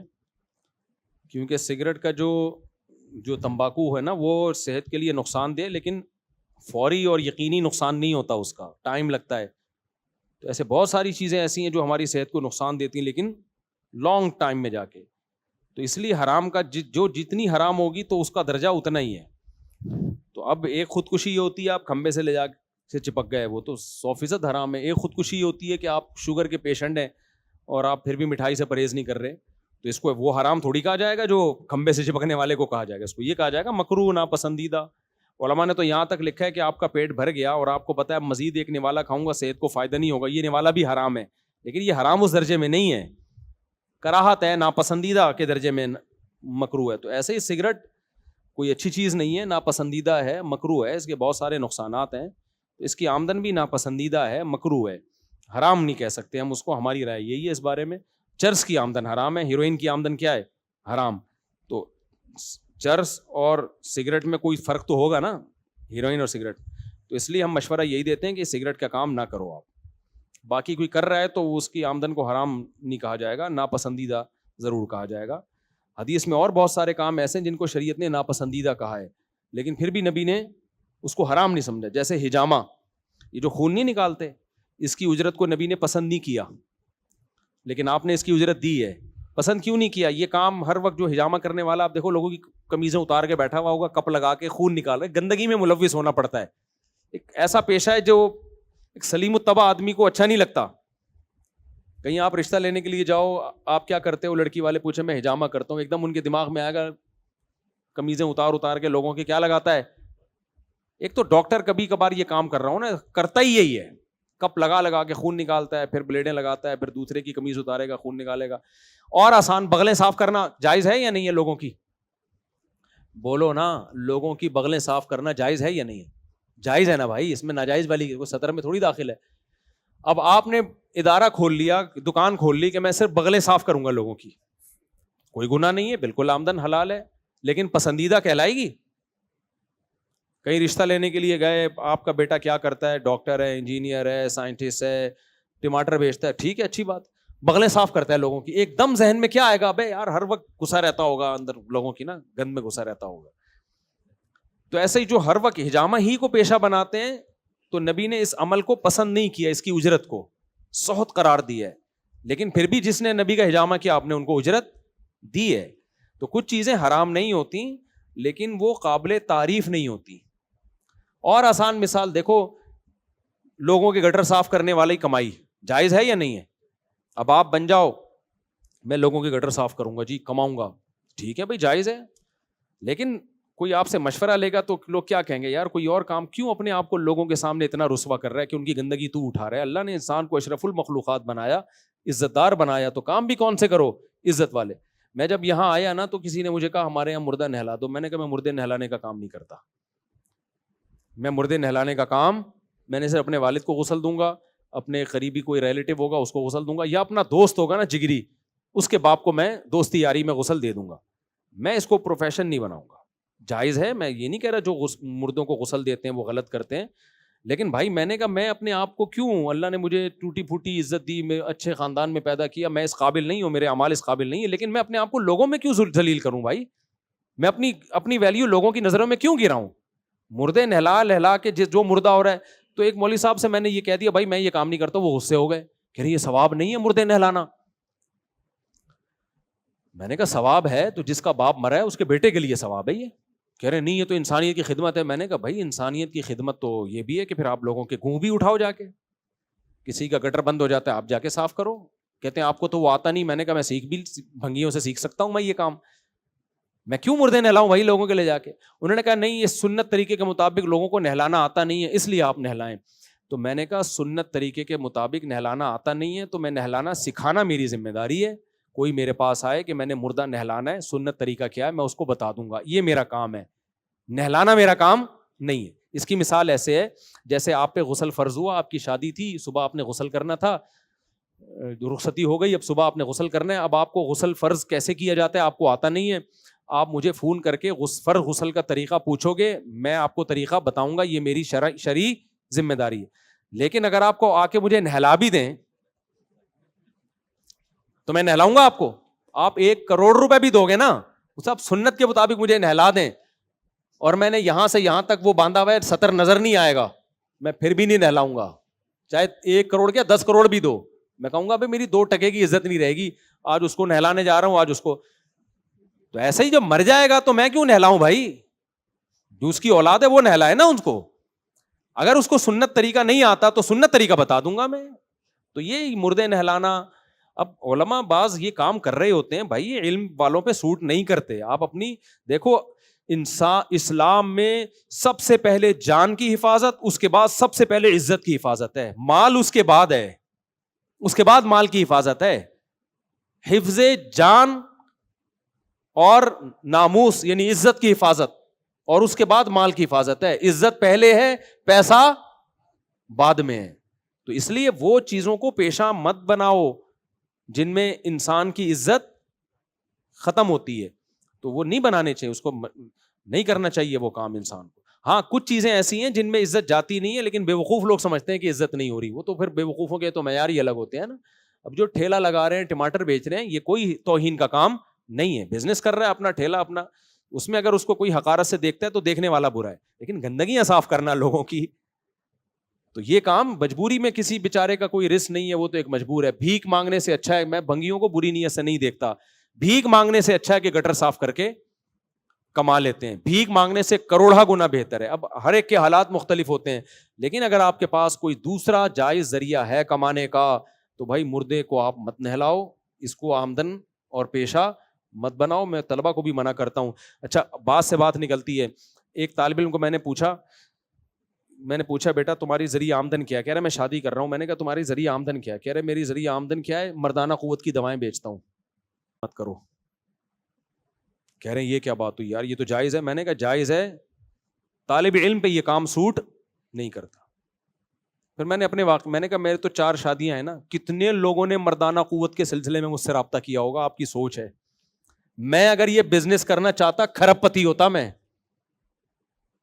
समझ रहे हो, खरबपति होता मैंने कहा मैंने क्यों नहीं किया, लेकिन ये छाप ही गलत है यार, हम क्या बेच रहे हैं लोगों को मर्दाना। मैंने कहा ये हमारे जो इल्म की तरफ हमारी निस्बत है, हम कोई इज्जतदार नहीं है, हमारे यहाँ अमाल क्या है हमें पता है, लेकिन इल्म की तरफ जो हमारी निस्बत है उस निस्बत को हमने बचा के रखना है। कोई ऐसा काम नहीं, मैंने कहा मैं शहद का मैंने बिजनेस किया बहुत तवील अरसे तक, मुझे एक नंबर खालिस सलाजीत जो बहुत ही खालिस एक नंबर होती है, पूरे बोरे भर के किसी ने लाके दी कि आप बेचो। मैंने कहा भाई मैं ये काम नहीं करूंगा, क्योंकि सलाजीत लोग समझते हैं किस काम के लिए, मर्दाना कुव्वत के लिए, हालांकि उसके और बहुत सारे फायदे होंगे। मैंने कहा ये काम मैं नहीं करूंगा, मैंने पूरे बोरा उठा के किसी हकीम को पकड़ा दिया, मैंने कहा भाई ये तुम जानो तो मैं नहीं ये काम करूंगा, क्योंकि और उस वक्त मेरी आमदन बहुत कम थी, वो मैं बिजनेस करता तो करोड़ों रुपए कमाता, और मैंने देखा है लोग कमा रहे हैं, तो मैं ये नुस्खे बताना शुरू कर दूं इसकी आमदन और ये माजूने बेचना शुरू कर दूं, और लोग आते थे आपके पास खालिस सलाजीत मिलेगी, मैंने कहा नहीं भाई मेरे पास, कह रहे हैं आपकी इतनी शादियां फिर कैसे हैं, मैंने कहा रोटी पराठे से चल रहा हूं भाई मैं, हमने अपने आप को रोटी और पराठे पे क्या कर लिया है, सेट कर लिया। तो मैं ये दवाएं बेचना चाहता, बहुत बेच के बहुत कुछ, मेरे डॉक्टरों से ताल्लुकात हैं, हकीमों से ताल्लुकात हैं, साइंसदानों से ताल्लुकात हैं, पायलटों से हैं, फौजियों से हैं, पुलिसियों, भाई एक मशहूर आदमी के हर एक से होते हैं, मैं तो दबा के मंजन। लेकिन मैंने कहा ये इज्जत वाला काम नहीं है। तभी जो 2 नंबर हकीम होते हैं ना, जिनको आता वाता कुछ नहीं है, उनके बोर्डों पे बड़ा बड़ा लिखा होता है मर्दाना ताकत एक रात में। जो समझदार हकीम होते हैं उनके बोर्ड पे आपको कोई ऐसी चीज नजर नहीं आएगी, उनको पता है यार अपनी इज्जत का जनाजा निकाल रहे हो, तमीज से जो हिकमत का काम है वो करो। लेकिन जो 2 नंबर हकीम होते हैं, किबला बड़े हकीम साहब, और फिर एक रात में मर्दाना कुव्वत बहाल और क्या ड्रामेबाजी। तो खैर मैंने उस तालिब इल्म से कहा, मैंने कहा ये काम मत करो। कह रहे भाई ये लोग आते हैं, मैं उनको फलां हकीम से मेरा ताल्लुक है, दवाएं बेचता हूँ, इतना पैसा। मैंने कहा अल्लाह के बंदे, इज्जत और पैसे में 2 चीज़ें हैं, तो तरजीह किसको देनी है? मैंने कहा ये किसी और को करने दो, तालिब इल्म पे ये चीज़ सूट, कल आलिम बनोगे, क्या लोग कहेंगे ये वो मौलाना है जिन्होंने इतना बड़ा बंगला बना लिया मर्दाना कुव्वत की दवाएं बेच के, ये क्या इज्जत रहेगी यार। मैंने कहा सबसे पहले तो मेरी नज़र में आपकी 2 टके की इज्जत नहीं होगी। तो इसलिए काम हमेशा कौन सा करना चाहिए मेरे भाई? इज्जत वाला काम, जो शरीफों पे सूट करता है। समझते हो, टमाटर बेचो, आलू बेचो, ये शरीफों के काम है। ये नुस्खे बेच रहा है, ये बुड्ढों को जवान करने के, ये ठीक नहीं है। अच्छा मेरे भाई, रायगढ़ से जमात आई हुई है मेरे भाई, आप लोग आए हुए हैं, अभी तो मिल लिए ना इतना माशाल्लाह, अभी तो ठीक है, मिलते हैं दोबारा। और कोई भाई सवाल? बस आखिरी सवाल ले लेते हैं, बस ये आखिरी सवाल। अच्छा चलो उनको पहले पूछने दो जी, फिर आपका लास्ट, बस फिर छुट्टी। अस्सलामुअलैकुम। वालेकुम सलाम। अच्छा ये जो आजकल आ रहे हैं डिजिटल बैंक आ रहे हैं, जैसा क्या आ रहे हैं? डिजिटल बैंक आ रहे हैं, जैज़ कैश है, इजी हाँ, हाँ। पैसा है, इनकी बेसिकली जो अर्निंग है ना वो होती है, ज्यादातर होती है फी कलेक्शन से। किससे? फी कलेक्शन, जैसे माइक आप करीब करें ना। जैसे आपने ट्रांजैक्शन की है ना, तो आपसे एक फीस चार्ज करेंगे, सूद नहीं होगा, वो एक फीस होगी, ठीक है। अच्छा लेकिन ये लिंक होते हैं किसी भी बैंक से, जैसे जैज़ कैश है मोबाइल बैंक से लिंक है, वो चल रहा है कन्वेंशनल बैंकिंग के ऊपर, वो इस्लामिक नहीं है। तो इस उसके ऊपर क्या आपका वो नहीं, देखें वो उनका जाती अमल है। नहीं आप देखो वो जो जैज़ कैश वगैरह जो ट्रांजैक्शन पे कमीशन काटते हैं वो जायज़ है, क्योंकि वो एक सर्विस दे रहे हैं आपको, आपका पैसा इधर से उधर। ये ऐसे ही है जैसे मैं किसी को 50 रुपए दूं, यार वसीम को देकर आ जा, इस बात के मैं तुझे 5 रुपए दूंगा, तो ये ट्रांजैक्शन की फीस जायज़ है। बाकी जैज़ कैश या मोबिलिंक वगैरह का जो सूदी बैंकों से उनके अकाउंट खुले हुए, वो उनका उसका आपसे कोई लेन देन नहीं है। आप कंपनी की ब्रेड खरीदते हो, उस कंपनी ने बैंक से कर्जा लेके वो कंपनी बनाई है, तो आपके लिए ब्रेड खरीदना या उसको लेन देन या उसमें जॉब करना नाजायज नहीं होगा इससे। अच्छा यानी कि जो मैं आपकी बात समझाऊँ, अगर जैज़ कैश में वो जॉब कर रहा है और उसकी अर्निंग उसको सैलरी मोबाइल बैंक की अर्निंग से नहीं हो रही, जैज़ कैश की अर्निंग से हो रही है जी, तो वो सही कंसीडर की हाँ जाएगी? जायज़ है, जायज़ वो जायज़ है जी। अच्छा, और इसी तरह अगर इन केस क्योंकि दोनों का मर्जर बेसिकली है ना, जैज़ कैश हो गया या ये क्या नाम था, तामीर माइक्रो फाइनेंस हो गया, करीब कर इसके लें। अंदर इन दोनों के अंदर जो कन्वेंशनल बैंकिंग से अर्निंग आ रही है वो गलत है? जो देखिए इस सैलरी डिजिटल बैंक कहाँ से वो आ रही है इससे ताल्लुक नहीं है, अच्छा बैंक से आ रही है या जैज़ कैश कंपनी खुद दे रही है, इससे है कि काम क्या कर रहे हैं आप। क्योंकि सबकी तनख्वाहें आजकल बैंकों से होके ही आती हैं, तो बैंक थोड़ी दे रहा होता है, वो तो कंपनी दे रही होती है, लेकिन कंपनी ने आपका अकाउंट बैंक में खोल दिया होता है, तो वो इस वजह से बैंक से आ रही होती है। हाँ डायरेक्ट बैंक आपको दे रहा है, ان سروس کے تھرو جو آپ بینک کو دے رہے ہیں اور وہ سروسز ناجائز ہیں تو وہ پھر ناجائز ہوگی تنخواہ آپ کی, کیونکہ وہ آپ کو ناجائز کام کے بدلے میں مل رہی ہے. جی بھائی السلام علیکم. وعلیکم السلام. مفتی صاحب سوال یہ پوچھنا تھا کہ ہم اس ملک کے بارے میں کریں کیا, یعنی اگر آپ بولتے ہیں کہ ہم ٹھیا وغیرہ لگا لیں تو ٹھیا وغیرہ لگا دیں تو پولیس والے ہمیں تنگ کرتے ہیں, اور باہر نکلیں تو روڈ کی حالت ایسی ہے کہ بائکیں بھی چلائیں تو اس میں ٹائر پنچر اور بعض مسائل آ جاتے ہیں. جی تو ہمیں کرنا کیا چاہیے, ہمیں یہاں سے بھاگ جانا چاہیے یا پھر ہمیں یہاں رہ کے کام کرنا چاہیے صحیح طریقے سے؟ 2 نمبر کام میرے بھائی, ملک میں حالات ایسے چل رہے ہیں, ملک سے بھاگ جانا چاہیے یا یہیں رہنا چاہیے؟ بھاگ کے کہاں جاؤ گے؟ تو وہاں کون سے اچھے حالات چل رہے ہیں؟ ابھی لندن کے حالات پتہ ہیں آپ کو؟ لندن سے لوگ بھاگ کے امریکہ کینیڈا جا رہے ہیں, بہت مہنگائی ہوئی یو کے میں. اور دوسری بات, میں کینیڈا یو کے گیا ہوں, امریکہ اور کینیڈا گیا ہوں, تو وہاں جو مہنگائی ہے وہ یہاں سے زیادہ ہے. آپ حیران ہو گئے کہ یار کیسے کہہ رہے, وہاں جتنی جو آپ کی تنخواہ ڈالر میں ہے نا, تو ایکسپینسز بھی آپ کے کس میں ہیں؟ وہ ڈالر میں. تو وہاں کمانے کا فائدہ ان کو ہوتا ہے جو کمائیں وہاں کھائیں یہاں, تو رہنا آپ کو پھر بھی ادھر ہی پڑے گا. تو بھاگ کے آپ جاؤ گے تو کیا ملے گا آپ کو؟ دوسری بات, ایک پاکستان کے حالات امید ہے چند سالوں میں انشاءاللہ ٹھیک ہو جائیں گے. ابھی ٹھیک ہونے کی طرف موڑا جا رہا ہے اس کو, تو ٹائم لگے گا. امید ہے, باتیں امید کی کرنی چاہیے. ہو سکتا ہے 10 سال کے بعد پھر میں یہ کہہ رہا ہوں کہ انشاءاللہ اگلے 10 سال میں ہمیں امید ہے کہ ملک کے حالات بالکل, لیکن ایک گراؤنڈ ریئلٹی جہاں تک میری نالج ہے, ملک کافی حد تک دیکھو ڈالر 75 سے آگے بڑھ نہیں رہا ہے, 275 سے. اب میں نے کسی کو کہا یار ایک اچھی بات ہے کہ ڈالر کو 275 پہ روک لیا, اب یہ صاحب ڈرامہ ہے. میں نے کہا کوئی اچھی بات سن کے خوش ہونے کی طرف پر گورنمنٹ کی طرف سے پابندی نہیں ہے. تو ہم لوگ کچھ بہت زیادہ ہی نیگیٹو میں چلے گئے ہیں. کچھ ملک میں ابھی بھی بہت کچھ غلط ہو رہا ہے, میں اس کو صحیح نہیں کہہ رہا, لیکن کچھ صحیح بھی ہو رہا ہے. باقی پراپرٹی جو دھڑام سے نیچے گری ہوئی ہے نا, پراپرٹی کا اصول ہے, آپ کسی بھی, میں یہ ہوائی بات نہیں کر رہا, آپ کو مفتی صاحب آپ کی یہ فیلڈ نہیں, آپ کو کیا پتا, جو پراپرٹی کے چوٹی کے لوگ ہیں نا پاکستان میں, میری ان سے بھی سلام دعا ہے. پراپرٹی کا اصول ہے کہ جب جاتی ہے تو دھڑام سے, جب اوپر جانا شروع ہوتی ہے تو پکڑائی میں نہیں آتی. تو یہ کسی حد تک یہ نیچرل ہے, کیونکہ لوگوں نے اتنا پراپرٹی میں پیسہ انویسٹ کر دیا ہوتا ہے کہ اس نے نیچے جانا ہی ہوتا ہے. اب خریدنے والے ہیں نہیں, بیچنے والا کہہ رہا ہے میں کم قیمت پہ کیسے بیچوں, لیکن ایک حد تک ہوگا یہ, اس کے بعد بیچنے والا بیزار ہوگا, اور خریدنے والوں کو بھی اب نسل تو بڑھ رہی ہے نا, ضرورت پڑے گی تو وہ پھر ایک دم دھڑام سے ایک دم اوپر جانا شروع ہوگی. تو یہ ہمیشہ ہوتا رہا ہے, ملک کی حالات کبھی نیچے کبھی اوپر, یہ چلتا رہے گا. اور 25 سال سے ہم کیا 30 سال سے یہ سن رہے ہیں کہ پاکستان کے حالات ٹھیک نہیں ہیں.